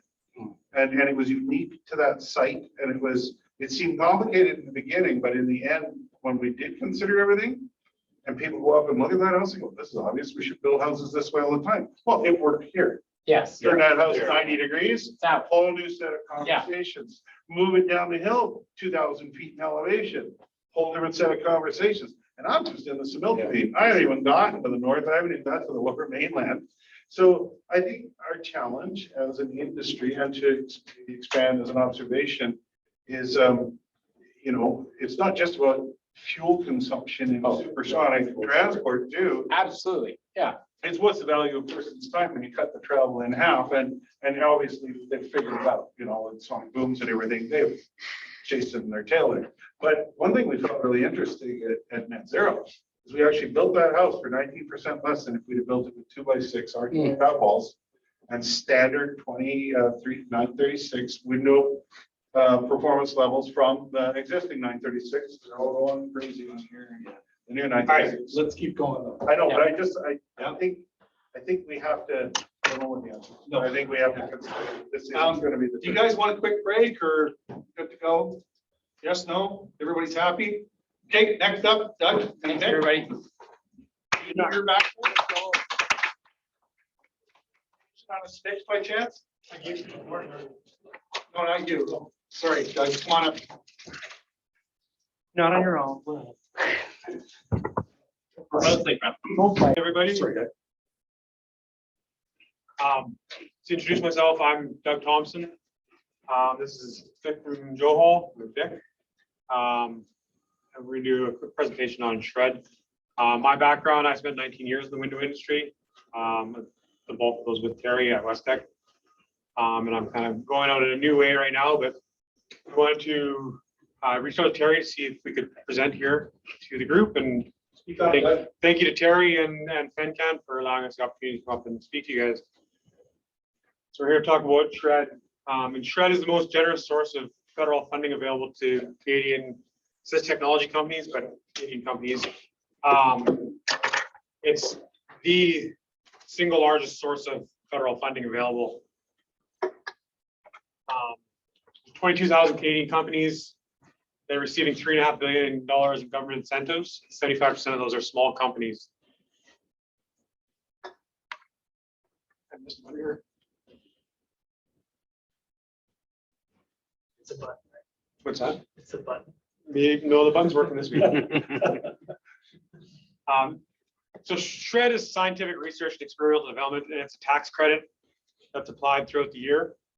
Some common questions, or sorry, at the end of the fiscal year, not throughout the year. Common questions around SRED: how much money can I get? Does the work that we do qualify, and how much of that qualifies? How do I apply for SRED? What are my timelines, and how much of my time will this take? So to the first question, how much money can I get? Here's the one I was looking for. I must have put them out of order. SRED, it's a tax incentive program set up by the government, administered by the CRA. And the benefits that are applied, there are benefits that are applied to taxes owing at the end of the year or received as a cash refund. So how large is the benefit for employees? So this is your employees on staff. If they're working in an R&D capacity within the organization, you know, based on the 35% federal refund rate, 10% BC refund rate, plus 19.3% proxy adjustment, 64.3% of their claimed hours could be brought back in a tax benefit. For contractors, a little bit different. It's 35 plus 10 minus 11.8, so 33.2%. So if you're working with a contractor for R&D, that contractor's cost, you could be claiming 33.2% refund rate. And then for materials, it's, you know, similar breakdown, 41.5%. So any materials you put into that R&D you're doing, the cost of that material is, you get 41.5% refund rate for those. So as an example, if you had three employees that worked full-time on R&D, and they each earned $50,000. Your total shred refund of their wages would be $150,000, or 64% of $100,000, $96,000, which is enough funding to hire almost 2 more employees. If the work's contracted out, the shred refund is about $50,000 or enough to hire 1 more person. And so why does the government provide this funding? It's to encourage Canadian companies to be innovative, and that way you can be more competitive and create new jobs in Canada to grow our economy. So the bottom line is, and the big thing about bottom line is, if your company is innovating, you should be applying for SRED.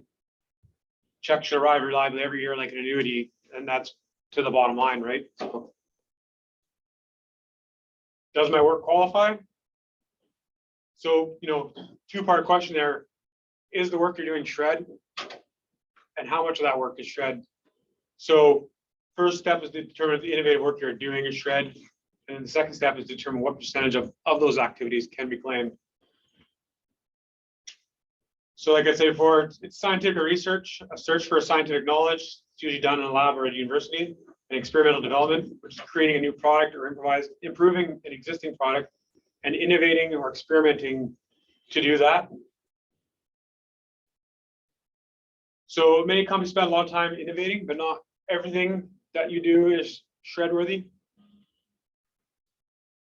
Things like marketing or day-to-day business operations, those aren't considered R&D, wouldn't be part of a SRED application. But features and functionality that can be built using either routine or non-routine methods. Some of this work could be SRED. What SRED is essentially solving technical problems that you don't know how to solve. You come up against a technological knowledge situation that you don't know how to get to the next step on that. So now you're taking steps to figure out how to get there, or even whether that problem can be solved at all. That would be work that would qualify for SRED. So once you run up against a technological problem or obstacle that you don't know the solution, everything you do to solve that problem is SRED. And SRED is generating new knowledge to address a problem that you don't know how to solve. And it's not simply applying existing knowledge or technology. So if it was something that, okay, we've hit this problem, we know all we need to do is switch to this or put this to it, that wouldn't be, but it's like, we need to get 50 units out a day in order to meet our targets or to do this. And we can only have 39 right now. And we don't know how to get more. We're going to try this, this, and this, and maybe step A and B brought you to 43, but you didn't quite get there. So now you're going to do step B1, B2, B3. Each one of those iterations is going to be work that can be claimed as a SRED activity. How much of the work qualifies? So the big key to that is tracking time, keeping timesheets and records of how much each employee's activities are involved in SRED, keeping records as you go. All that kind of writes your story for your SRED claim. How do you apply? So for preparing a SRED claim, there's 3 main parts: supporting technical and financial evidence, including the time tracking sheets, financial forms, and then technical description of 1 or more SRED projects. Financial forms at Banhall, we prepare all the required SRED forms and work directly with your financial departments and accounting departments for that. And then the technical description, you're explaining what the uncertainty or the obstacle is. You're showing the work done through systematic investigation using your time tracking and your results. And then your findings, discovery of new knowledge, maybe discovery of new problems.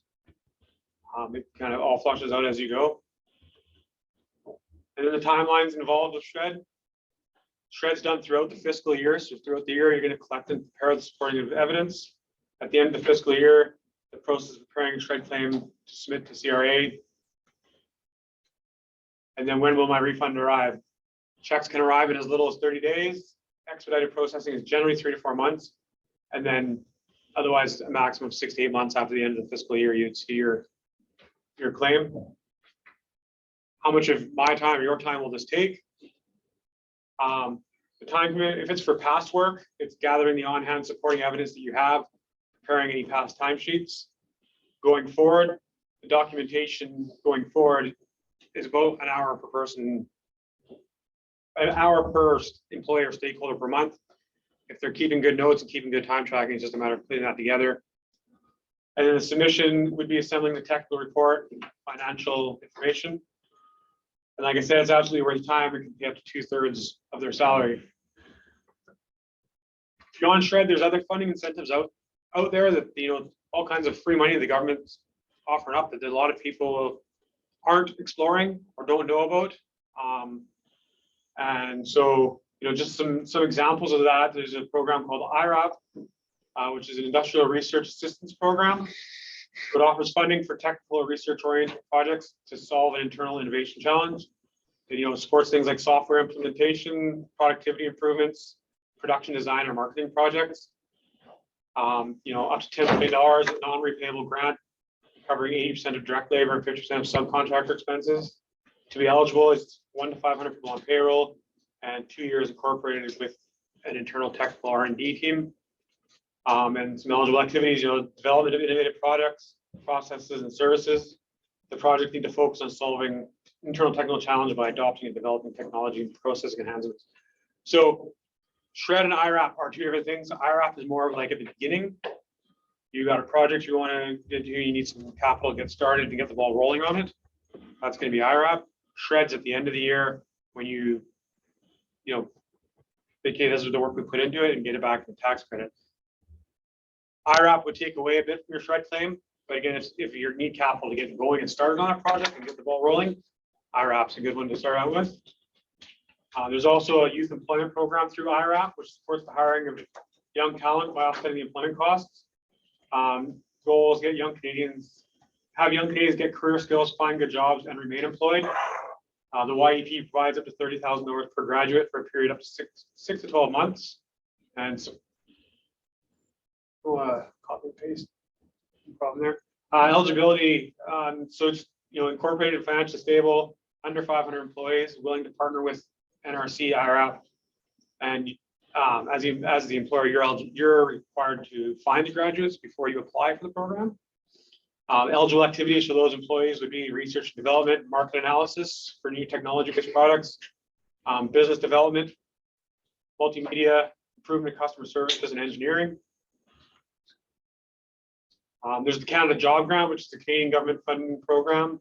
That's to help reduce the cost of providing third-party skills training to new and existing employees. So you have, you know, employees that you want to put through CAD training or some entry-level kind of engineering and stuff like that. It helps with the costs of 50 to 100% of the training costs, courses, exams, textbook, to a maximum of $5,000 to $15,000 per trainee. And, you know, eligibility is small, medium enterprise, 2 million liability insurance, and they need to be a permanent Canadian citizen or granted refugee status. There's a Western Business Scale Up and Productivity Program. This helps businesses with high growth potential adopt and adapt innovative technologies to support productivity, grow operations, and increase exports to global markets. You know, the amount is 50% of an eligible project to a maximum of 5 million to 10 million per applicant. You know, must have profitable operations in Western Canada for at least 2 years. Must focus on advanced manufacturing, digital technology, value-added agriculture, clean technology, clean resources, or life sciences. And it's focused to expand the capacity of high-growth companies through early adoption and adaptation of innovative technologies and processes, expanding management capacity, and commercializing or producing new products, processes, developing export markets. There's also a program called Can Export. If you're looking to maybe get out into a new market, reach out into different areas of the United States or throughout the world, there's a program through Canada Export that'll do up to 50% of project costs in non-repayable funding. And there's a couple of different aspects of the Canada Export. There's getting into those markets, and there's some eligible activities, so attending live and virtual international trade shows,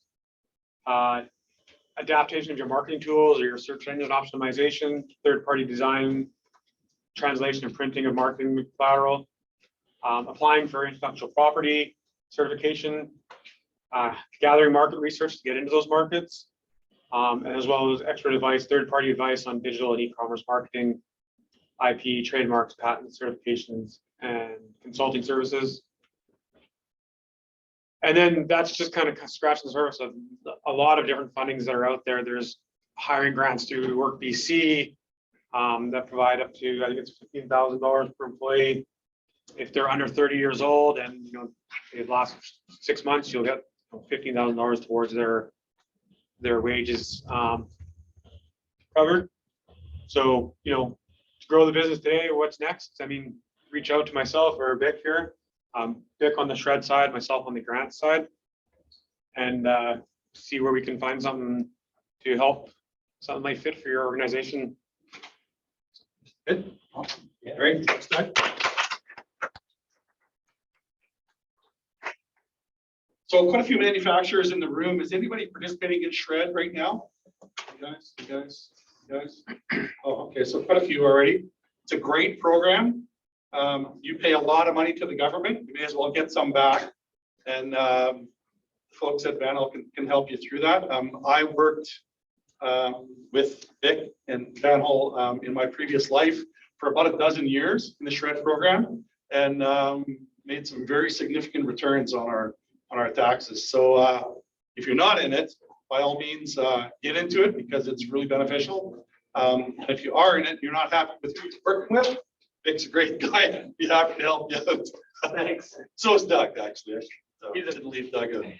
All right, so we're gonna have Judy up next from the Building Safety Standards Branch, but we're gonna take just a couple of minute break. So if you need a little after break or whatever, do that. It's gonna get his presentation loaded up and then we'll get going.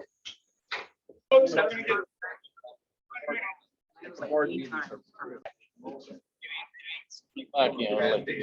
Yeah. Used to be, right? Yeah. WPMABC. Camaraderie. Yeah, that was a great. I missed that. Yeah, same here. All right. At the end, boiled down to someone who's running the show, right? Yeah. Okay, thanks, folks. Thanks for having me. So my name's Jun'ichi. I'm the, well, as of this week, the Director of Building Codes and Standards with Building and Safety Standards Branch.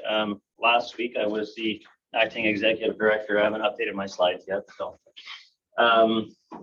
So who are we?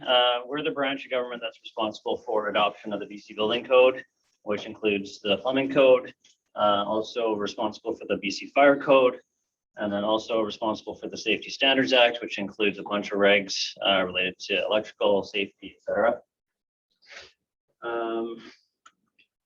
Normally I have these two doing this presentation with me. So we have an acting director of building codes and standards. That's now me, back into my regular position as of this month. We have Zachary May, who's taking over as our executive director. Zach's been with us for about 10 years. Might remember his name from a bunch of presentations on energy efficiency somewhere around 2014. He kind of toured the province and helped roll out 936 when that first came into play.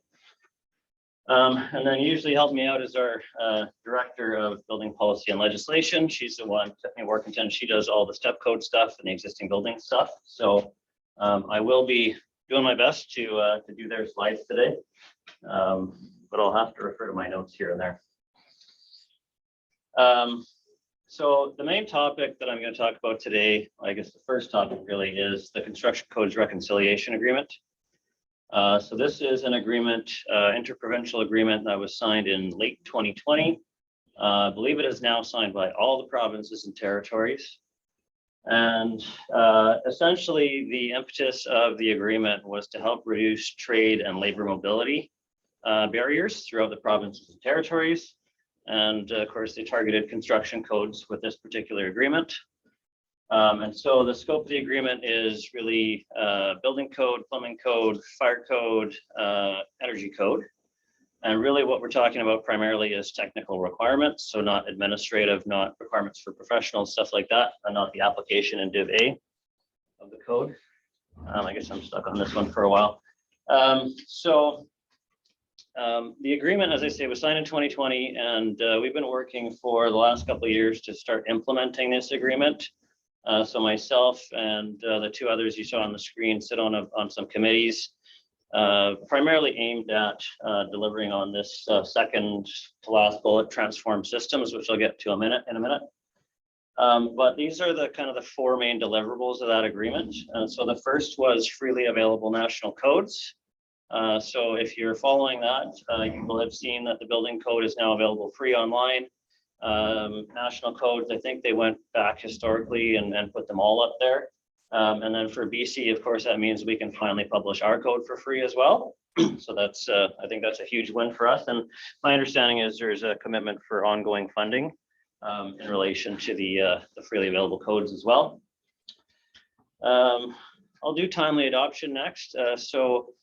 If you've been in the business for a while, you know that with BC, we're typically pretty timely adopting our national codes. So I think the longest one that I can think of is the 95 to 98. So national code was 95, ours was 98. So we typically follow within 1 or 2 years once those national codes are published. And so I guess I should take a step back, and hopefully everyone knows that the National Building Code and all those national codes, we base our codes on those, and we do a small amount of variations to those as well. Unless you're Vancouver. Unless you're Vancouver. And in fact, Vancouver primarily bases their code off of ours, the BC code, and then they make some additional variations as well. So timely adoption. According to the agreement, we have 2 years once we get delivery of the national codes to make them effective here in the province. So that means effective, not adopted. So we typically try to adopt the code mid-year, and then we typically try to give about 6 months notice for the industry to come up to speed. So we usually have our codes effective in December. In this case, the 2020 National Building Code, still called the 2020, arrived to us in March of 2022. So that's when our clock starts. So we have 2 years to make the code effective here in BC. Well, how's my volume in the back? Is it okay? Yeah, okay. So technically that means March of 2024. We will be aiming for mid-year 2023 to have our code adopted, and then end of 2023 to have it effective. Subject to minister's approval, I have to say that. And then going forward, once we get to the next national code scheduled for 2025, we'll have 18 months to make the code effective. So this is likely not a big deal for us. The 18 months is a little tighter than we're used to, but some other provinces, you know, in some cases, I think in one case, actually, we're 2 codes behind. So it's a much bigger deal for some of the other provinces and territories. Screen keeps dying there. Judy, you okay if I interrupt? Just make it. Yeah. So what does that mean for us then? So you're going to adopt by end of 2023.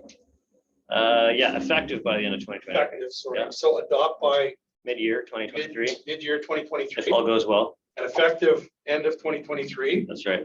And once it's effective, building permits issued after that point have to comply with the new code, right? Exactly. Yeah. And what year is it going to be called? It'll be called 2023, as far as I know. Okay, great. Thanks. Yeah. So running up the, whoops, what have I done? Running down the list, I guess I'm out of order, but we'll go to transform systems. And so transform systems, really this talks about the transformation of the way codes are developed at the national scale. So codes right now are developed by a bunch of technical committees. Our branch members of our branch sit on some of those committees. Also, I sit on a group called the PTPAC, the Provincial Territorial Policy Advisory Committee on Codes. And basically we provide advice as provinces and territories into the code development system. But all the decisions are primarily made by a group called the CCBFC, the Canadian Commission on Building and Fire Codes. And that group is largely made up of industry reps. I think it's about 30, 40 folks. And then there's an executive committee within that structure as well. And so ultimately that group are the ones that do make all the decisions, approve all of the proposed changes, and identify priorities for code development in each cycle. As I said, we as provinces and territories, we have a role in PTPAC, providing advice, but not making decisions. And so that's where the key breakdown tends to happen, is we're not the direct decision makers in that national code development process. So once a new national code is developed, it hits the streets, it comes to the provinces. We are the ones who are responsible for adopting it. My minister is the one ultimately has that responsibility, currently Minister Murray Rankin, formerly David Eby. We identify things within the codes that might require a little bit of massaging to land well in a BC context, right? And so we worked, I guess it's going back, what, Terry, at least probably 10 years when section 9.7 was substantially updated. I was a few years into my role here in the branch and worked with Terry and some others, FEN Canada, FEN BC, and some manufacturers to overhaul those 9.7 requirements based on some feedback we're getting from industry, as well as part 5. And well, we'll talk about that a bit more, I guess, but eventually the national code's caught up to some of the work we did in part 5 as well. Where was I going with that? Transform systems. When we adopt the code, ultimately the provinces and territories become the decision makers in the content, right? And so that's the reality of the way the system works. You have an industry group that is making decisions on the national code. When it comes time to adopt it in the province, it is the provincial decision makers that influence the final content. So what's going to happen in this new transform system is the provincial decision makers will be at the table from the start as decision makers, providing input on priorities, providing input on proposed code changes, and approving all those code changes. So the idea, of course, being that if we have input from the start and control from the start, we don't have to be responsive or reactive to new codes. We can actually develop them together as provinces and territories. Hopefully when they come out the other end, they look just like how we want them. And that means less need for provincial variations. So that's the idea, and we're starting to work on that a little bit with things like accessibility, and I'll talk about that in a bit, as well as some of our energy requirements. We're also trying to bring those together.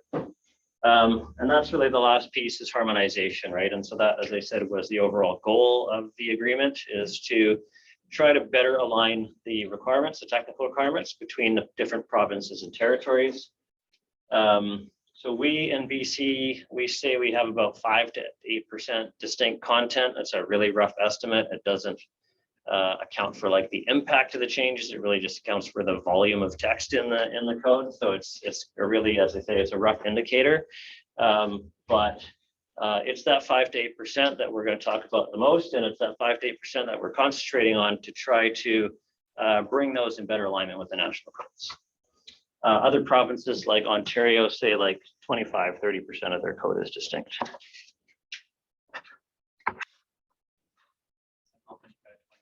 Well, code that you continue to adopt every time with small variations. Right, in Ontario, yeah. So this slide just, I guess, really talks about people that we work with, or some of the folks that we work with, and I guess, you know, you folks are lumped into this industry line here, but you know, there's often discussion, I guess I'll say, about how long it takes to make code changes, and really this is why. You know, we don't just make executive decisions.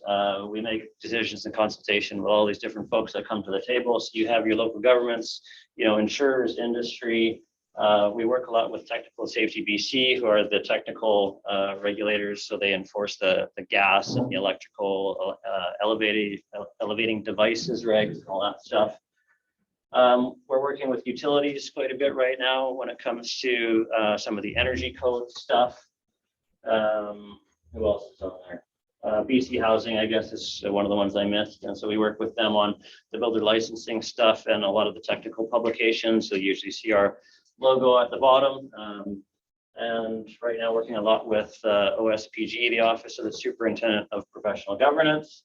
as they start to bring engineers and architects on board into their regulations, and we're just trying to help inform that transition.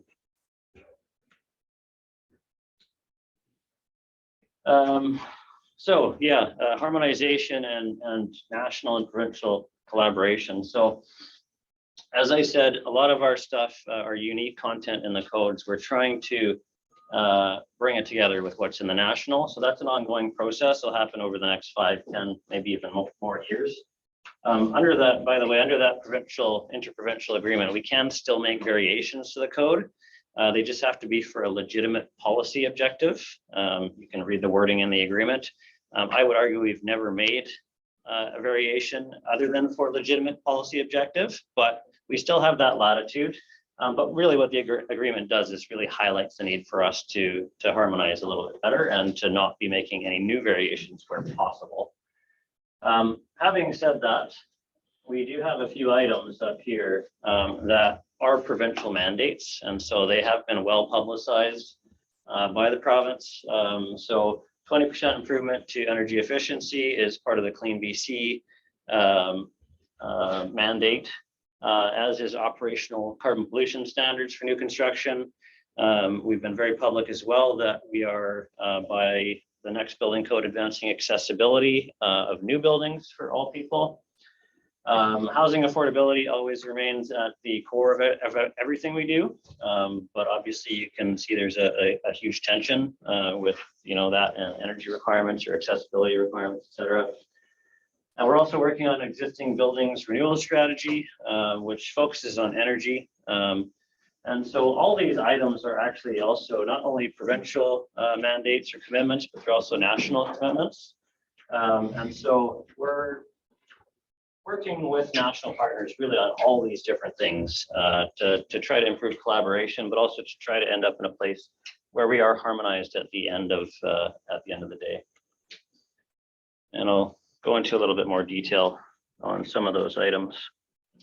Judy, Yes, sir. is it still expected that the code for existing buildings is targeted for 2024? It is targeted for 2024 for both national and provincial. And yeah, scope is really energy efficiency.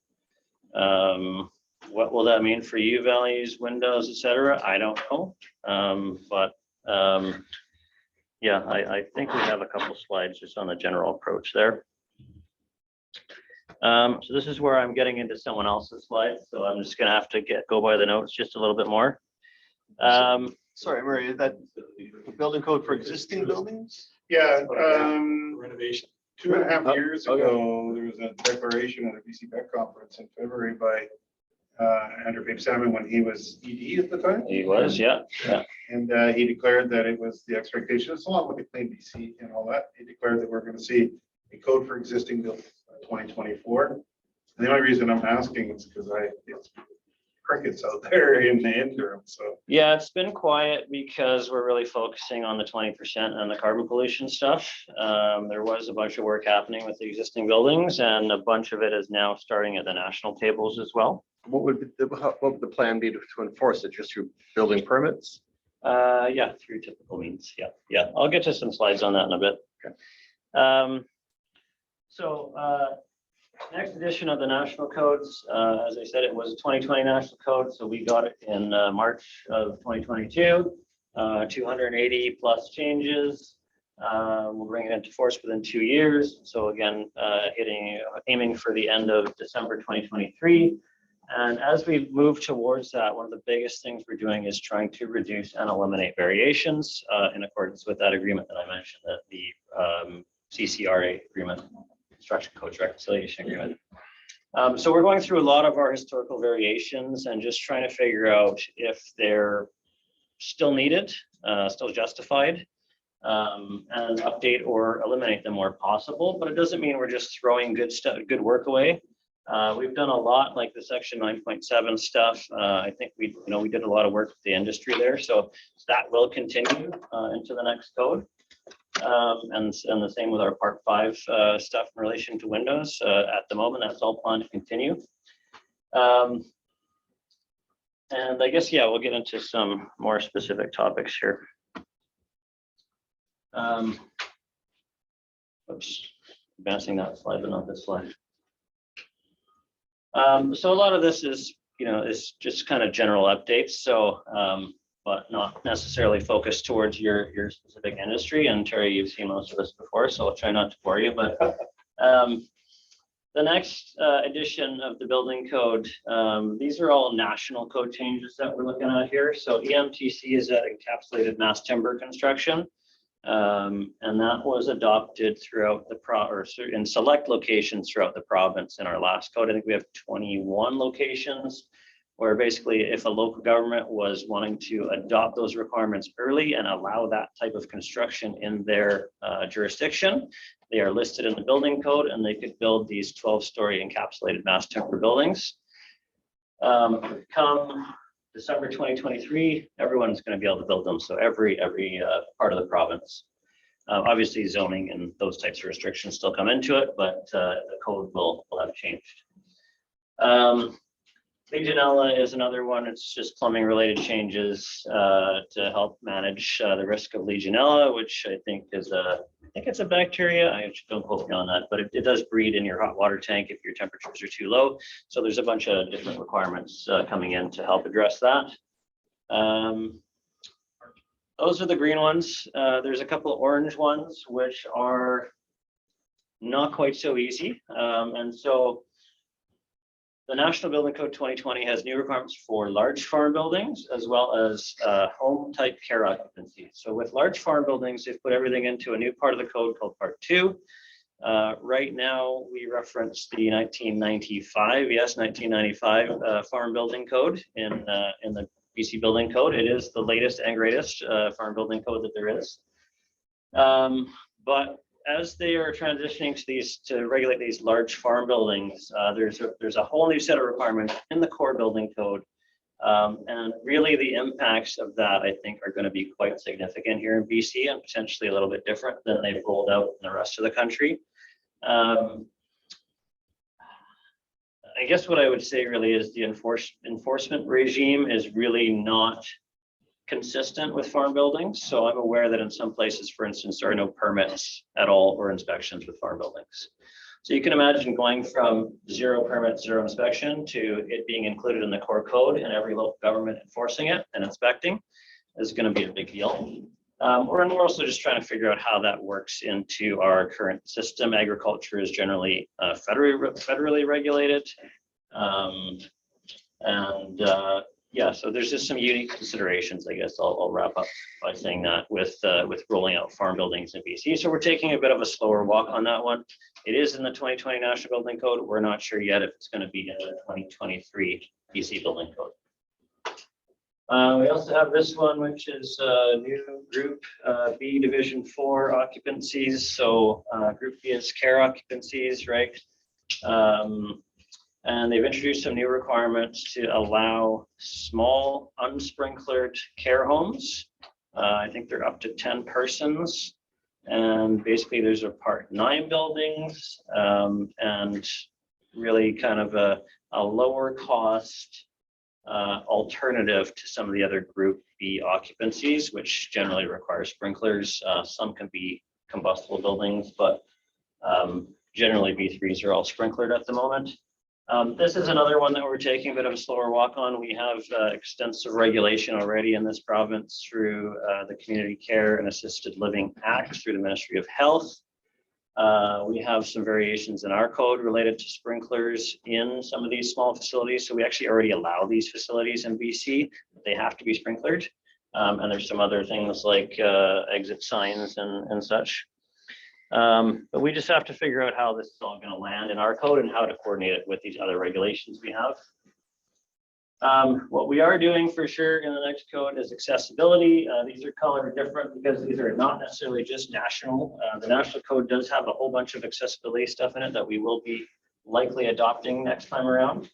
But we are going to do more, and I'll talk about that. And energy performance tiers, that's the national code language.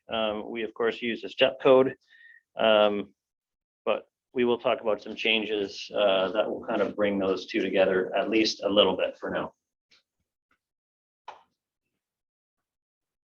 So that's the mandate item at the top there. That was published in our minister's mandate when the new government came into play, and basically focusing, as you can see, on new buildings, making them more accessible for all people. We did a big public consultation at the beginning of this year, probably the biggest one I've seen in 15 years, and got a lot of direct feedback from people with disabilities or caregivers, people with disabilities, or just people that kind of live in that world and live with those challenges, or have a loved one who live with those types of challenges, to help us identify some priorities for code development. And not surprisingly, there's a ton of priorities for code development, right? If you've ever, like if you have kids, like I remember when my kids were little, we had a stroller, which is quite narrow. You go into a kid's store and you can barely push a stroller around, right? And that's actually probably the first time I ever thought about it. Like if you were in a wheelchair in some of these places, like how would you even get around, right? Let alone even getting into them in some cases. So this is a big priority for government. And as I say, our consultations are starting to identify some areas of focus. One of those areas of focus is housing. Right now, the codes do not require any housing to be accessible. We do have something called adaptable dwelling units in the code. It provides technical requirements for residents to essentially be constructed so that later on it can be adapted to be more accessible. So you're putting in things like the wider doorways now, because that's really hard to change down the line. You're putting in the backing in the bathtubs now, because that's hard to change down the line. But you don't actually have to do that other than if required by your municipality. So we're looking at all that. And yeah, I guess last point is all this stuff we will do some BC specific changes, but we're also working with these folks. So CSA, I'm sure everyone's familiar with. NRC, I'm sure everyone's familiar with. And Accessibility Standards Canada is a new federal organization. They're a standards body, and they were created by the federal government to help advance their commitment to equal access by 2040.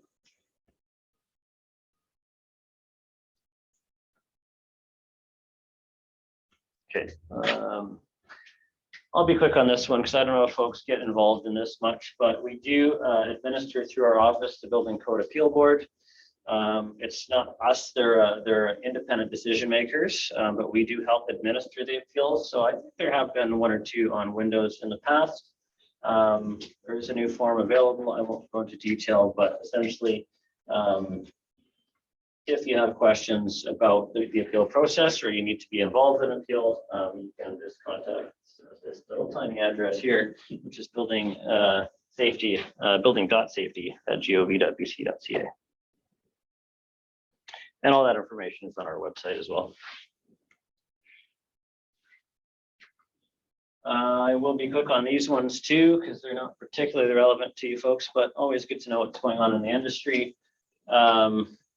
So as I mentioned, our minister, our branch is also responsible for Safety Standards Act. Under the Safety Standards Act, you have the electrical safety regulation, boilers and pressure vessels, elevating devices, gas safety regulation, amusement devices regulation, probably missing one or two. But this summer, we updated both the electrical and the gas safety regulations. Probably the most interesting thing in regards to electrical is, of course, we're seeing more and more solar systems on the market. And with the new electrical code, there are some rules in there to require battery storage systems for solar systems to be in a fire separated room, not within your dwelling unit, which is quite restrictive, especially if you don't have an ancillary space like a garage or something in which to locate your batteries for your, if you're in like a tighter lots or whatever. And so we're working with the folks who do the electrical codes, which is CSA, those committees, as well as Technical Safety BC, with ULC, who I'm sure folks are familiar with. They do a lot of testing as well. Just try to figure out that particular restriction. Technical Safety BC has actually posted something on their website as well. It's essentially like an alternative solution, so folks can still install some of these smaller battery storage systems within the dwelling unit if they are meeting some other safety requirements. And there should be some products rolling out on the market soon as well. Perhaps even tested right here. I'm not sure if they do that here, but if you do have a smaller battery storage system and it's certified to this ULC standard, then none of these restrictions apply. But right now, I'm hearing there's no systems on the market that do comply, so we're just waiting for those to roll out. We also updated the gas safety regulation this year. 6 of 8 gas codes have been updated. So CSA standards are on that 3-year cycle, right? So they get updated fairly regularly, as opposed to the 5-year cycle that we're on for building codes. Biggest thing was just to try to make sure that those codes are aligned with government is doing in terms of moving to renewable fuels like hydrogen. Okay, so now it probably starts to get a little bit more relevant for this group.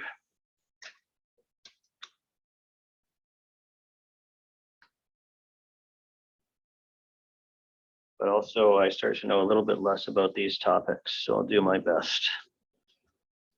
Okay, sorry, slides in the. Okay, so 20% better in 2022. So this is again a commitment through Clean BC to have all buildings, or most buildings, I guess I should say, 20% more efficient in 2022, right? And so essentially step 3 of the energy step code becomes mandatory throughout the province, possibly at the end of this year.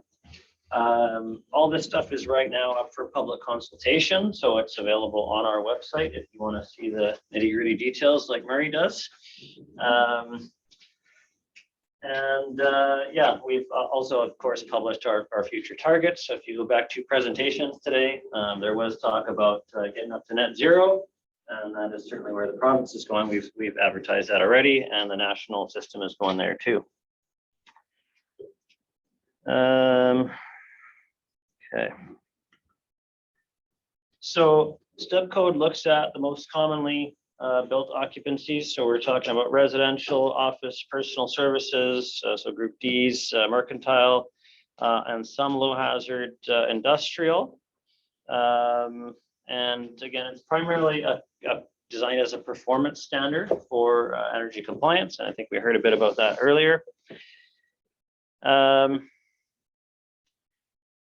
Yeah, if I think back to, I was talking about our executive director, Zach. And so when Zach first joined our branch, I think it was like 2012, 13-ish, and 936 was new, the energy efficiency requirements were new. He spent, I think, 1.5 years, 2 years touring the province to help people understand what 936 was, how to comply with it, because it's really complicated, right? It's, I don't know what it is, 20 or 18 pages worth of building code requirements.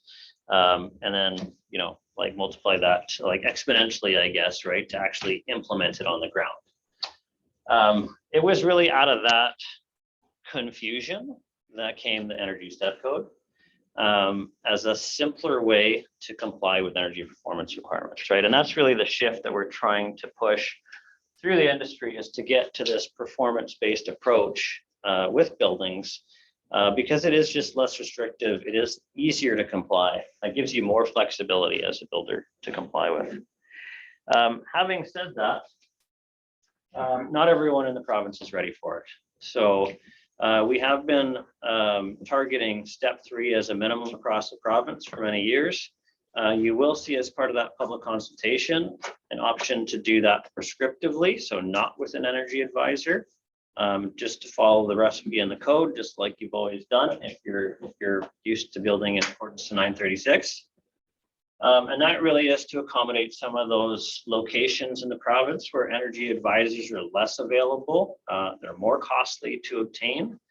And perhaps the industry in that area hasn't quite made the transition to performance buildings or performance energy compliance. But make no mistake, when we get to step 4 and 5, it is going to be performance approach.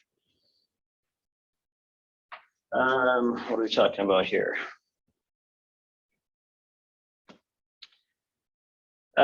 Yeah, so when you look at what we're proposing in terms of changes to the energy step code, you will see a bunch of things that are actually coming in from the National Building Code. So trying to better harmonize some little bits and pieces of our language with the National Code. We're still, as you can see, taking that energy step code approach. So primarily it is still a BC variation to the codes, but we are trying to bring in some of the national language and concepts where we can.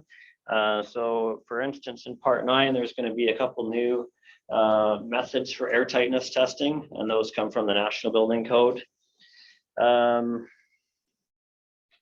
Yeah, so there's a few nomenclature changes within the BC code that just helps align the language with the National Code a little bit as well.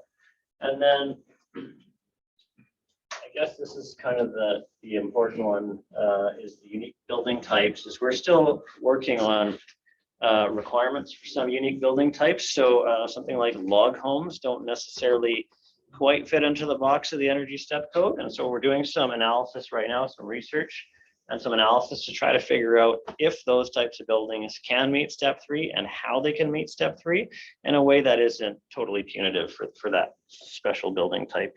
What am I missing here? I think I covered all that.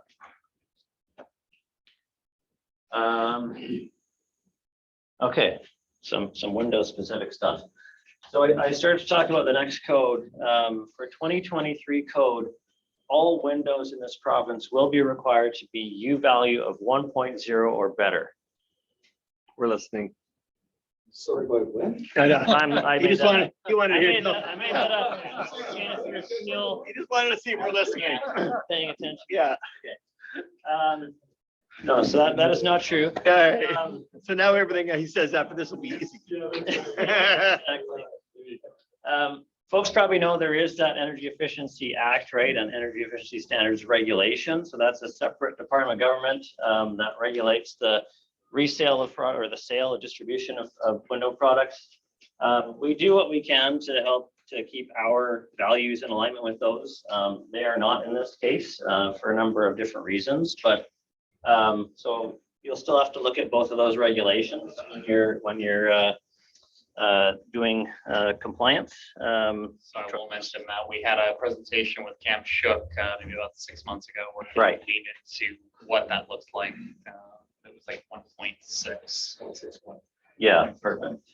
So without dragging you into the weeds, Junie, and I promise that we're not going to do that today. Why not make it 161? I mean, So the funny thing about this, so this is one of the things that you'll see online as part of the public consultation. And I think it might get some people excited because it says minimum energy rating there. And when we did this in 2014, I think it was, when we started talking about 936 a lot, we didn't adopt BER as part of our compliance path, we deleted it. But also,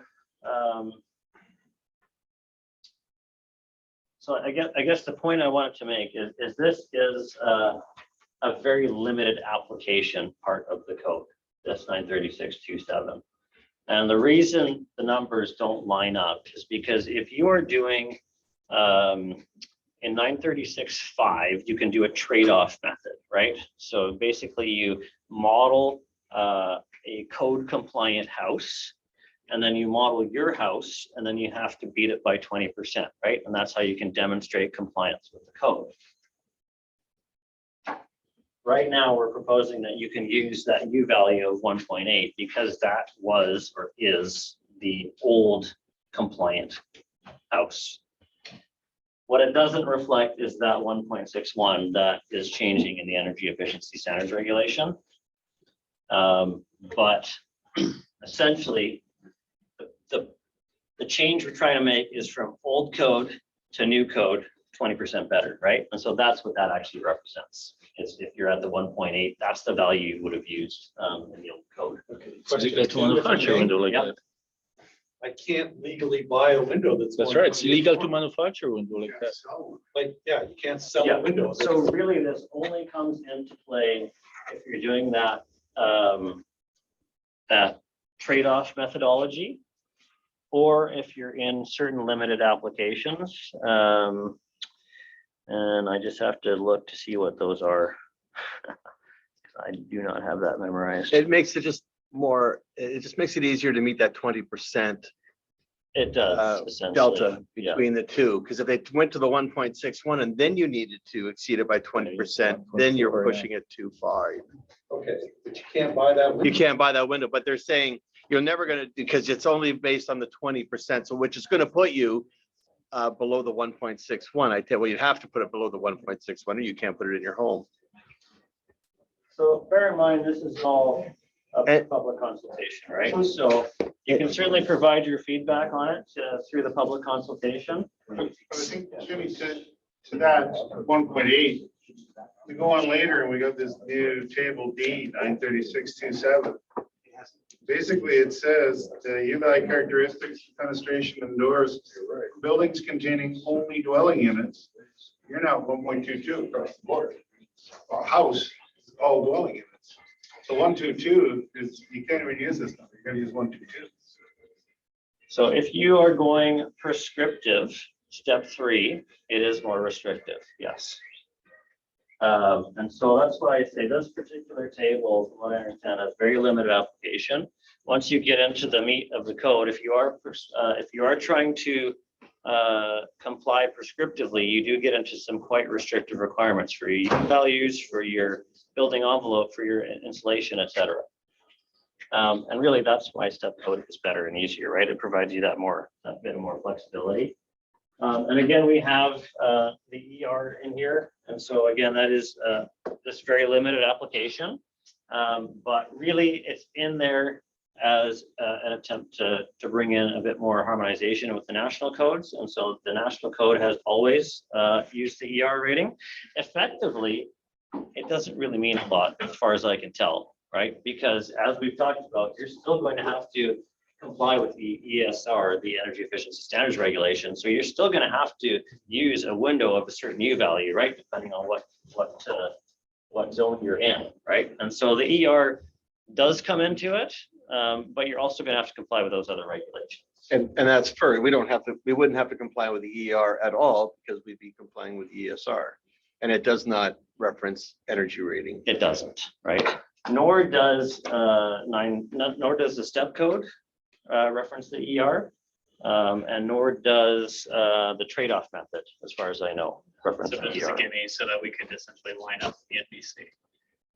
More or less, I mean, it does, it's not that there's nothing there, but yeah, it's just very limited application. So I would just encourage folks to provide feedback on that, but also just to be mindful of what the actual limited applications are in that particular code change. And the actual numbers are looking at like a 184, a 161, and a 144. Is that correct? To line up with the NFRC numbers, right? Yeah, so there's a whole bunch of different tables, right, for different types of buildings and different types of compliance. I don't actually know what this one is specifically. I don't work very closely in this particular area of the branch. I think that's Tiffany's side of the branch, but the second decimal place is in there now, right? And again, that is in alignment with the national codes. And Yep. so I can remember, I don't know, how long has it been? Maybe like probably 6 or 8 years ago, like just a flurry of conversations about that second decimal place, right? And especially I think when it came down to using the NFRC methodology for U values versus the A440.2, I think that's what the conversations really centered around, was depending on how you were doing your conversions when you're using the NFRC standard, you could actually like pass or fail based on the second digit and how you did your rounding, right? And so that whole issue is well beyond me. But working with some of the top folks in the window industry, the national code has finally helped try to resolve this issue by including that second decimal place. And then they're also doing that in the Energy Efficiency Standards Regulation, as far as I know. I would recommend you rethink the addition of energy rating. If on your previous slide, you stated you want to minimize the risk of overheating. And energy rating is, Yeah, at the very least, maybe put a maximum in there as well. yeah, because it's very dangerous. A good energy rating will give you the risk of overheating. we had a conversation. The first, Keep it out of the code, yeah. Keep it out of the code. you can certainly Right. provide some Interpretation issues, Jenny, right? how long does this public review go for everybody to know? Public consultation goes for, I think, 6 weeks, so into November. And so again, ask that people submit their comments online. Because that is how we register and record those comments, right? And so when we're going through all those comments, that is where we can be reactive to them, not necessarily in this type of a forum, but if they're on paper, they cannot be ignored. It doesn't mean we're all, going to respond or react to every one of them, obviously, but certainly builds a body of evidence, right? Are comments more impactful in mass or from single entities acting as a group? I would say it's either or, like, with the national code development system, typically they've kind of treated everyone as equals. So whether you're speaking as an individual or on behalf of an industry, they kind of treated you the same. We don't necessarily do that, right? Because I'm going to look at, or the folks looking at this are going to look at who you are and who you're representing, right? And so if you're speaking on behalf of yourself, that'll probably just be assumed. If you're speaking on behalf of FEN Canada, right, that'll be considered as well.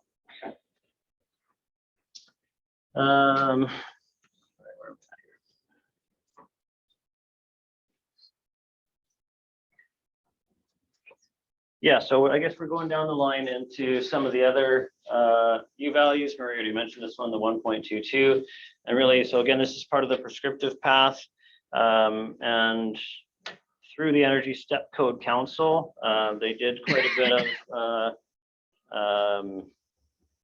consultation, I guess you'd say, about availability of products in different markets and trends in terms of what builders are actually putting into buildings in some of the colder climates. Excuse me. And this is what they came up with. So, sorry, I'm just checking the notes here.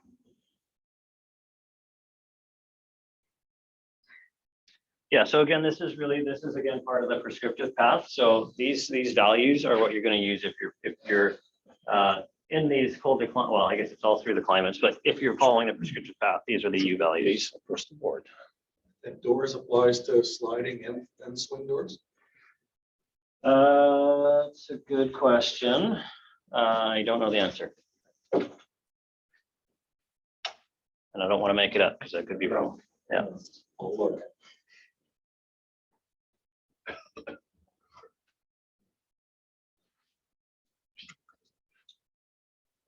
Okay, so more on the 20% better. If you go back to that last slide, really, like when you go prescriptive, the bottom line is it gets quite restrictive. It gets quite difficult to comply, right? And so the step code is really the better, more flexible choice. But having said that, to address the issues I mentioned earlier, primarily lack of or availability of energy advisors, we did create that alternate path so that folks who don't have access to an energy advisor can still do something. They can still build that house without incurring those additional costs. To support the 20% better, we're also working with a bunch of partners throughout the province. So we have, I guess, starting at the bottom, there's a whole bunch of incentive programs rolling out there. They're not through our office, they're through other parts of the province, but also federal government. We're doing lots of training. So we partner with BC Housing as well on education and training opportunities.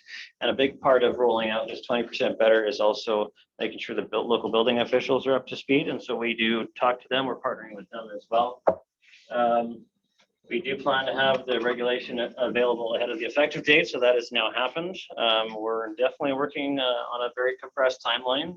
We were hoping to have all this stuff out for public consultation much earlier in the year, and the commitment is for 20% better in 2022. So if you do the math, time is running out, and at this point, we're still talking about 2022 effective date for those requirements. So Jenny, for clarity in the room here, this is not the new 2023 BC Building Code. Correct. This is a further significant amendment to the 218 code. These will be the last set of revisions to the 2018. We get a change under this, if this gets adopted in, December. Yeah. And we expect a new BC building code, which may or may not have further amendments to the energy equation in 2023. And then in 2025, we get a new national code, which we have 18 months to conform to. So over the next 2.5 years, we can expect what we have now, what we're getting in December, what we're getting in 2023, and what we're going to get in 2025 nationally, which will adopt by 2026. Yeah. So just everybody fast seat belts, right? But we're definitely making a science of trying to follow the bouncing ball here. But all we know for sure is what's in here right now. Yeah. Now, you've been talking about your adopted and effective dates. So for the 2022, you have an adopted date of December of 2022 for the 20%. For the 20%, yeah. So those dates are not finalized, right? So that'll go up to the minister for recommendations. Right now, we're just taking it one step at a time. So public consultation goes through to November. Doesn't leave a lot of time to make it effective in December, but certainly is a possibility because that's the commitment. Or adopted in December, Yeah. effective in December as well? Okay. That's the part I don't. Signed into effect in December, right? That's what the minister would have to do. If we were to make the commitment for 2022, it would have to be essentially adopted and effective immediate, right? Which doesn't leave a lot of time for folks to come up to speed. So that's the juggling act, right? Sorry, it also means that we're training right now for step 3. So we're training the builders in British Columbia required 20 hours over the next 2 years. Yeah. 25% of that training is on conformance. So we got conformance today. December we'll have a new conformance path, which those people who are taking the education right now won't have training on. Then we'll likely get more changes to conformance in 2023 on the new BC building code. And then we're likely to get more conformance in 2025 as we're hitting the cusp of 2027 before we even go to the next step code. There's 4 potential changes in how we conform with this requirement, and training is not going to capture all of that. There's nothing stopping anyone, as far as I know, from training to the new requirements right now, though, right? They're Right, but the only publicly mandatory available training on is the 20 website. hours over the next 2 years. So I'll just move on in the interest of time. So the last topic that I have is, or I guess second last, is carbon pollution standards. So this is also part of the public consultation right now. And so this is not embodied carbon, this is carbon production of buildings, right? And so it is part 3 and part 9 buildings. Again, it's up on the website for public consultation. The primary way that you can meet these targets is to decarbonize one of your major systems. And so the focus is on, of course, the home heating and the hot water, domestic hot water. And so we have, very similar to the step code, you have 3 different levels.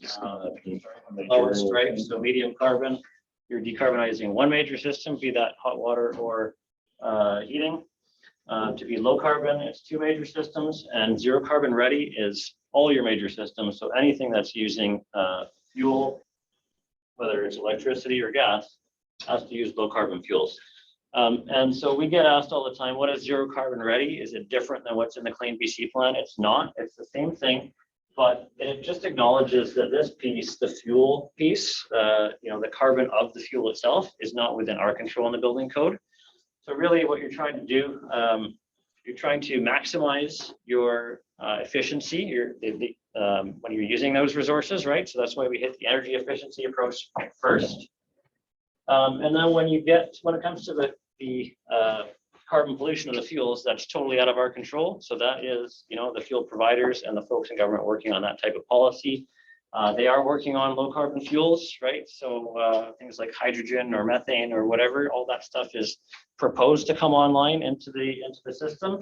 And there are also parts of the province that don't have clean electricity still, right? But again, that's out of our control. So we're essentially helping folks design the building to be zero carbon ready.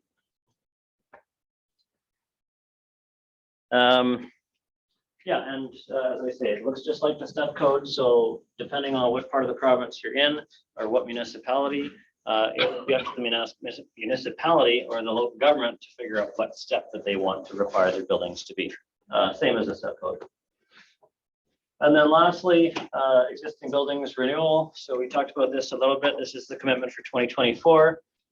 We started work with our federal counterparts. There's some committees happening to start looking at renovations. And so they're using sort of a trigger approach. So sort of repair, replace, minor alterations, major alterations, and associating different levels of requirements to those different types of triggers.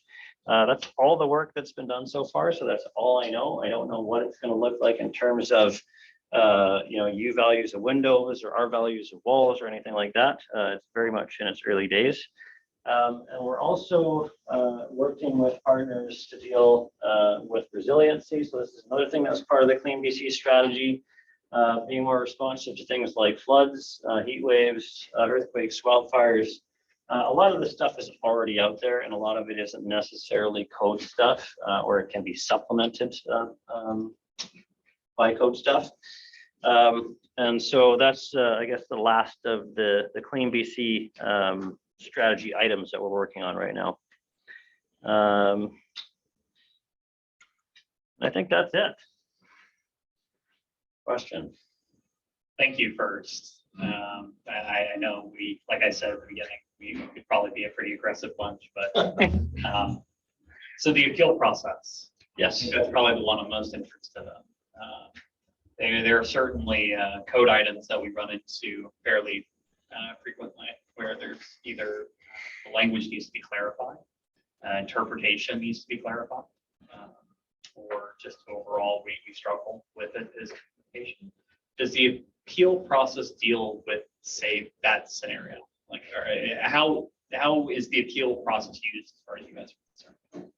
So the language of the appeal process used to be interpretation and application of the code. That was right in the legislation. Now it says whether a matter, I think, complies with the code, which arguably is a similar thing. But I think what you're really asking is, what happens when the language is unclear? Well, when the language is unclear, the appeal board will give you a binding decision, right? That's the whole point of it. And so they'll rule one way or another. But I'm definitely familiar with circumstances where the appeal board has ruled a certain way because the code says something, can't be interpreted in a way that necessarily seems to make sense for that situation, right? And usually if something is being appealed, it's that, maybe 20 or 10% of buildings that the code doesn't really envision, right, when it's written. And it's a building code, right? So it's very generic. It's very general. If you go into part 9, it's all about wood frame construction, right? So you do get into situations where, and they happen all the time, more and more, I'd say these days, right? Where the code hasn't really envisioned something.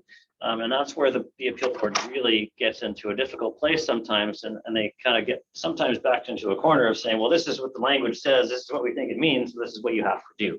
Whether or not that is the right thing to do or makes sense, that seems to be what it says. The good part about that is that obviously we take that information into account, right? And so those appeals are also used to help inform code changes where appropriate, right? And again, because sometimes it's like a 1% of the buildings out there might be dealing with a certain situation, right? You're not necessarily going to change the code in response to that, because every time you change the code, there can be unintended consequences, right? And I'll just be specific to it, and then I'm going to let it go to the rest of the group. That as an example of it, we've got a code item on guard loads. Guard loads is like one of the notorious things on the other side that we are really struggling with. Yeah. That we actually need some interpretation, because I'm getting different answers depending on the engineer you talk to. You get answers from architects that are slightly different, and then as window manufacturers, we find ourselves essentially in a place where you have to decide what risk we're going to take on it. And it's a code item. Yeah. The fact that we're having to make risk assessments on things that should be clear code items is brutal. Yeah. And that's a tough one, right? Because you get different stuff in part 9, you get different stuff in part 3. You get different interpretations on what a wall is and whether or not the wall, like if it's a window wall or a curtain wall, if it's, a piece of fenestration, whether or not that has to be at the guard load. So it is a particularly messy one, I would say. On that same vein, BC building officials, they have an interpretation committee that you can ask a question. Now, unfortunately, it can take anywhere from a month to 6 months to get an answer. But they do have a long list of answers to questions that have already been asked. So if you go to the BOABC website and you scroll down and find the interpretations link, it'll take you to all of those questions and answers. And there's some good stuff in there. And I've posed a few recently that I'm waiting for answers. So. Yeah, I agree. Those are really helpful. And about, I don't know, I want to say maybe 4 or 5 years ago, we started participating regularly in that committee. And then City of Vancouver also started participating regularly in that committee.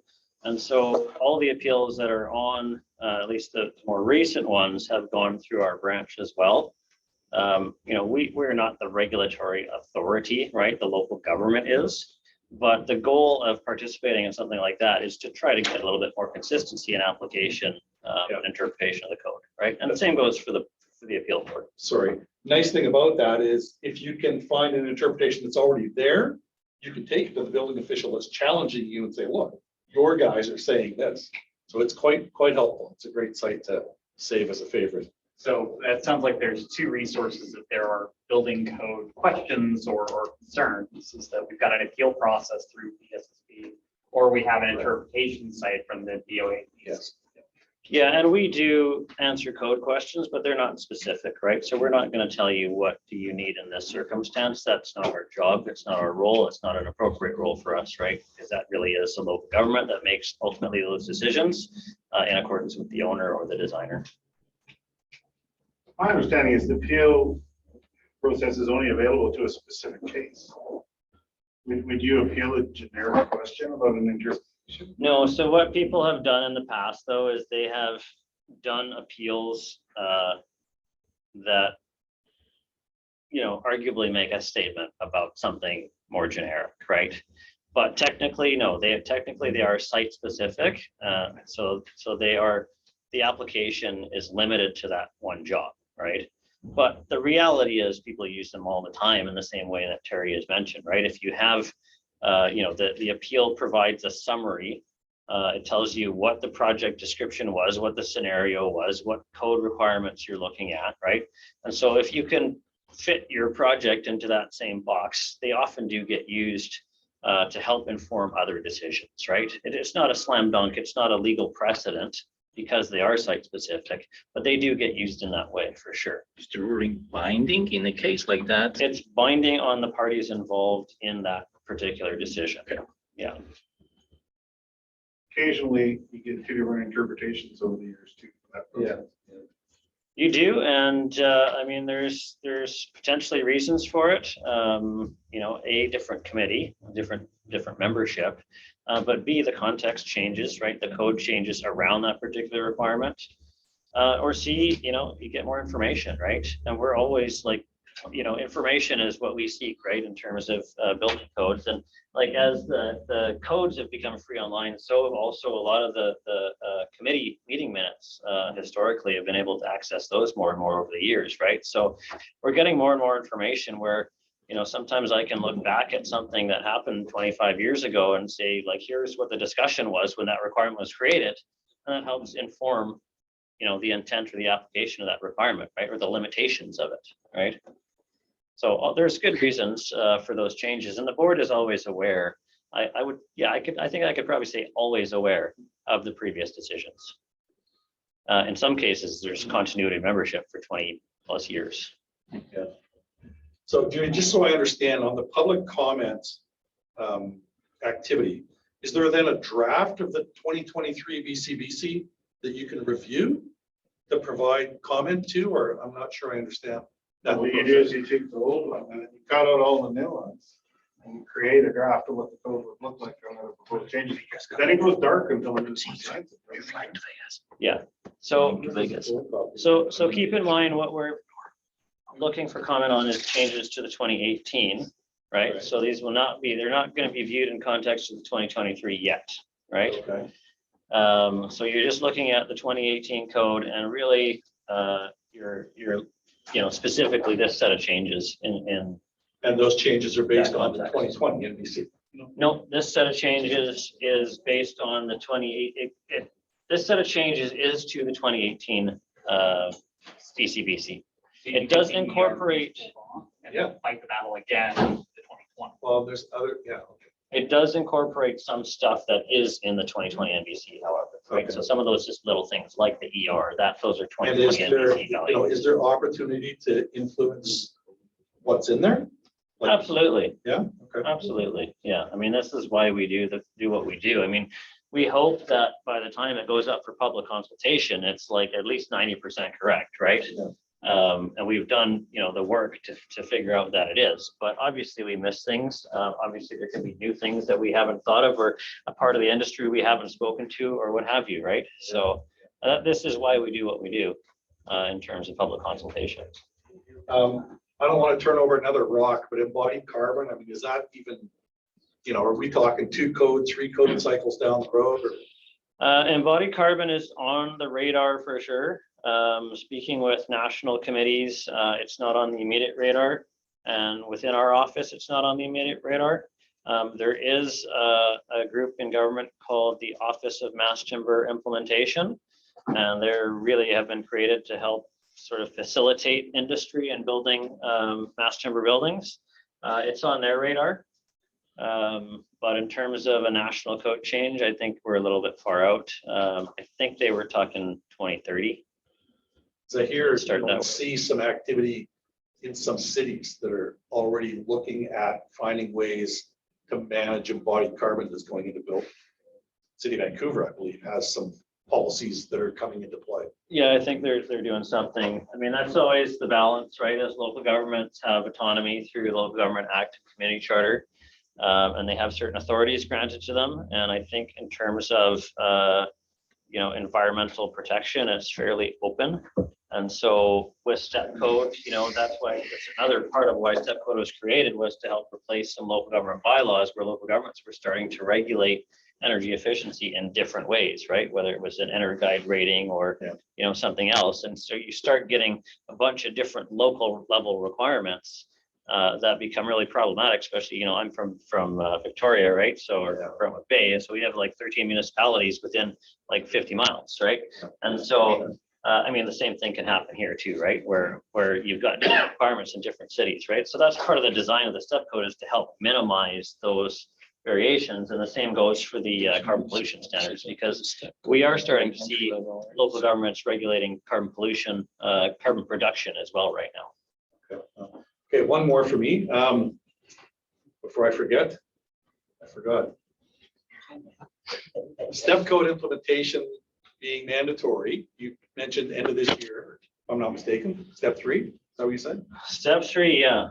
I mean, that's and you said that there's going to be some regions because they don't have EAs, et cetera. Okay, we get that. Yeah. Is there going to be like an official, this city, this city, this city are all under mandatory step 3 requirements? No, because everyone's going to be under step 3 mandatory, right? So, well, City of Vancouver is always the exception, right? Even a community that has limited or no access to EAs can still be under it, but having to follow the prescriptive path. Is that? They can follow the prescriptive path, yeah, and that's why that path was designed. Of course, they can use step 3 as well, right? They can use performance approach, or they can use a 936.5 reference building approach. Right. Okay. All those options are available to any building owner, essentially, right? So I can write that in ink then, January 1st, all of BC is under step 3. Subject to the minister. Subject to minister's approval, but Finding subject it. to, well, and We'll wait for further information, but it's coming. I will tell you that it's highly likely from all my own. yeah, and the obvious tension, right, is that we're in October, and if it's gonna start in December, that's really short notice, right? And so I think that's probably a key decision that has to get made at the political level as to, do we kind of stick with that public commitment and get it out there and effective right now, or in 2 months, or do we give a little bit more time? Well, if this review comes back and it's just, then probably, that's the only scenario that I see. And this is not a secret. They've been committing us that by 2022, we're going to be here in step 3 since forever, since 2017. Yeah, it's been in the public eye for quite a while. Any other questions for Junie? But so if an energy advisor is used, then you use the performance path instead of the prescriptive path. An energy advisor could use the ER, they usually isn't, don't they use ER? For hot 2000? Well, they use Hot solar 2000? heat gain. That's different. You're not Rec 2000 or one of the other acceptable programs. And You don't have to Using use U an value in EA. a solar heat gain. You just need to use an energy modeler. You Well, don't when- have to use an EA. But when they use solar heat gain, more solar heat gain gives them a better performance. And better their energy. software. But you also have to calculate your Same cooling here. loads and include. Okay, that in your compensation. Okay, good, okay. Just wanted to make sure that by using the performance path, that you weren't going against your goal of mitigating overheating, lowering the risk of overheating. So I didn't really speak to that piece of work. That is a bigger piece of work that's ongoing. It does involve, national codes as well. There was a coroner's report that's related as well. And really, the discussion is about, both passive and active methods of controlling overheating. So it's not just limited to, mechanical systems or windows or anything like that. It's the whole discussion really. And again, I don't know where it's going, but the work is really just starting to happen at the national level. And we've looked into it a little bit in our office, but it's complicated, right? It's not a simple solution. I mean, the code already says, you must be able to maintain 18 degrees in your basement or whatever it is, 15 in the basement, 18 in the house. We could do something like that for cooling as well, but it's tough. I mean, I heard Murray saying before that you're always chasing the cooling loads, and there's that exactly what happened to my house too, right? The heat pump is sized for the heat load, right? Not for the cooling load, and it does overheat in my house. I mean, it's You're west facing in Pembina Bay. Yeah, I'm a west facing house. It's an older house. Yeah. It's this, 1974, but it's got an Energuide 80. But it's got gigantic windows facing west, and it's 5 o'clock in a summer day. It's the heat pump is going strong like all afternoon, and it's can't it might keep get up. up to 27, 28 degrees. So, but as he gets in net zero, you find that it's easier and easier to chase, and it puts more pressure on better and better windows, to my point earlier. But remember that the term occupant comfort shows up 3 times in part 9. So at the end of the day, if somebody is uncomfortable, let alone dies from overheating, it's patent defect. That doesn't help the person who's dead, but it makes the person who's uncomfortable and can't use the self-facing rooms. You It can't makes it define the comfort. legally So, because you didn't achieve comfort, your air tightness is related to that under the term comfort, so is your mechanical accountability to the house. I don't think you can define comfort. can Well, you? that's, It's for one person. That's a big conversation, absolutely. Just seeing ER referenced again was Yeah, disheartening and Yeah, confusing really. and, Yeah. we've all here in BC, we've all talked about challenges using an ER path. Now I understand now better how that applies or doesn't apply. but when it's in But just there, seeing it in there, it concerns me that you're going to see confusion and industry think that that's a viable path by using a 0.45 solar heat gain window. And you're like, yeah, I'm good here. It's confusing. And I think we're going to have to, we'll definitely be commenting on that item. There's no doubt about Well, it. Terry, I mean, ER has gotten into the vernacular of construction, right? sure. And just like the vapor diffusion port debacle, woodpecker holes in all your buildings have proven to do, actually have proven to be a counterproductive measure. We're still trying to sterilize that. And they showed up after a study done in the 90s. People are still drilling holes through their sheeting. Yeah. Which just concentrates the failure of the hole. So, Yeah, so I Make mean, sure. I recognize I didn't do the best job of speaking to those slides. So if you have further questions on the 936 pieces, as I say, I haven't really been involved much in that work. So if there's more I'll be clarification needed, Diving just into let it, me giving it know. a good read for sure. Terry's here to help you. Yeah. He'll help you understand. Just there you All go. right, any final, I'll give you a second. Any final questions for Junie? Anybody? Thank you very much.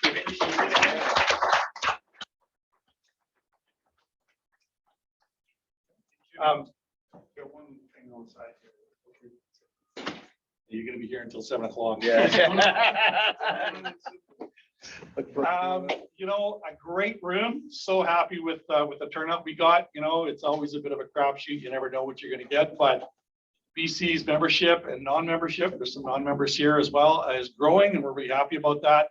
We're going to be doing a lot more in BC as well as across the country. So look forward to seeing you guys again. Thanks to Jason Intertech, Claudia, wherever she might be. Thank you so much. Appreciate your support. Sherwin-Williams, who's our main sponsor for all of these events across Canada. Jason at Vecca, wherever you are back there, thank you very much. Appreciate it. And Open Janela Software. So thank you very much from me and Stefan, who sits quietly in the corner and doesn't bother us. He's doing such a great job driving our industry and our membership, our association. Great job. Thanks to Adrian, doing a great job getting this chapter growing and doing more and more here. So I'm going to give you the last word. I don't really have a whole lot more to say. I want to say thank you to all of the presenters that I feel like, at least on the BC side, like I said in the past, education was kind of our focus. I'm really looking forward to us kind of turning some of this education and providing resources back so that we can start having a real voice here. Yeah, thank you everyone for coming, and we've got a lunch planned at the beginning of November. For anybody kind of interested in what the participatory nature of our BC chapter is going to look like, our Pacific chapter is going to look like in the future, I'm looking forward to having you guys there. JoMo is actually going to host us, so yeah. All right. Well, thank you all. Thanks, Adrian. That's it.